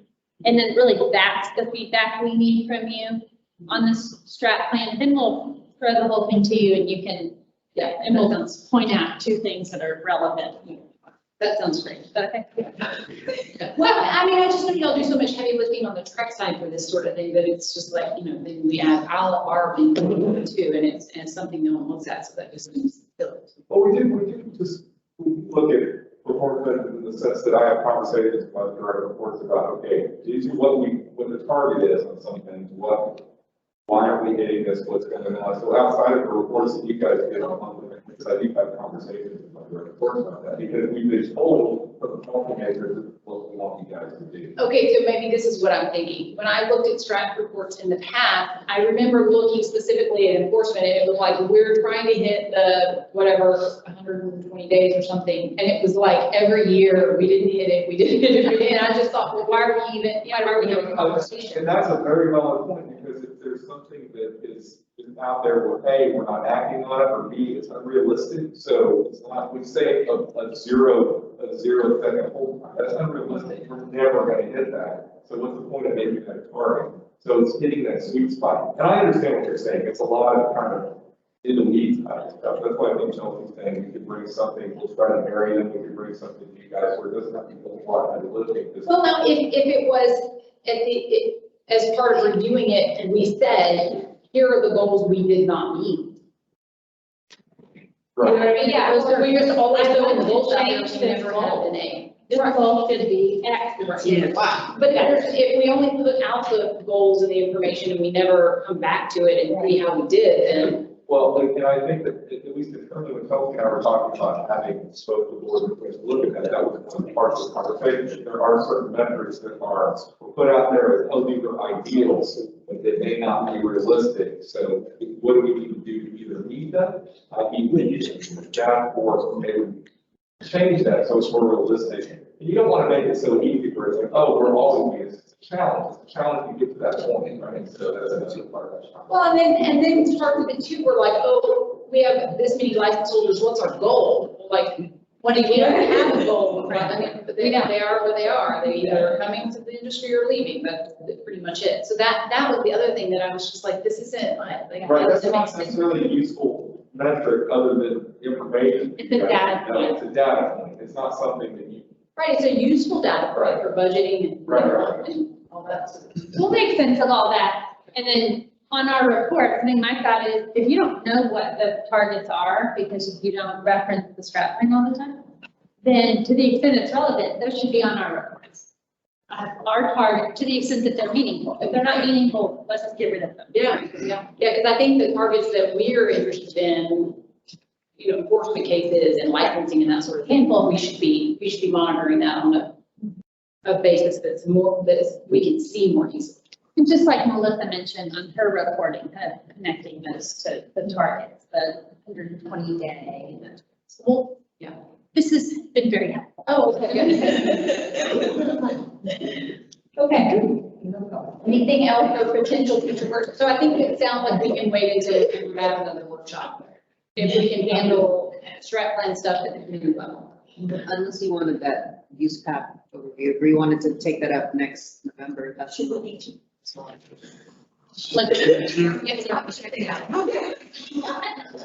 What is that? Yeah, I think we could do it next November. okay, we always. Yeah, I think so. In November after that. Nobody wants to do it anymore, the y'all. Okay, well, we don't need it as much as we have needed it in the past. Okay, so November will be our next workshop and we will agenda TBD. Yeah, that whole year. Okay, awesome. Anything else before we adjourn for the day? Oh, future workshop dates, okay, we handled that too, that will be November. Anything else? Thank you to the staff. Thank you. I know you get behind, thank you in this meeting. That was useful. Almost always do. Thanks. Yeah. So it is. 3:45.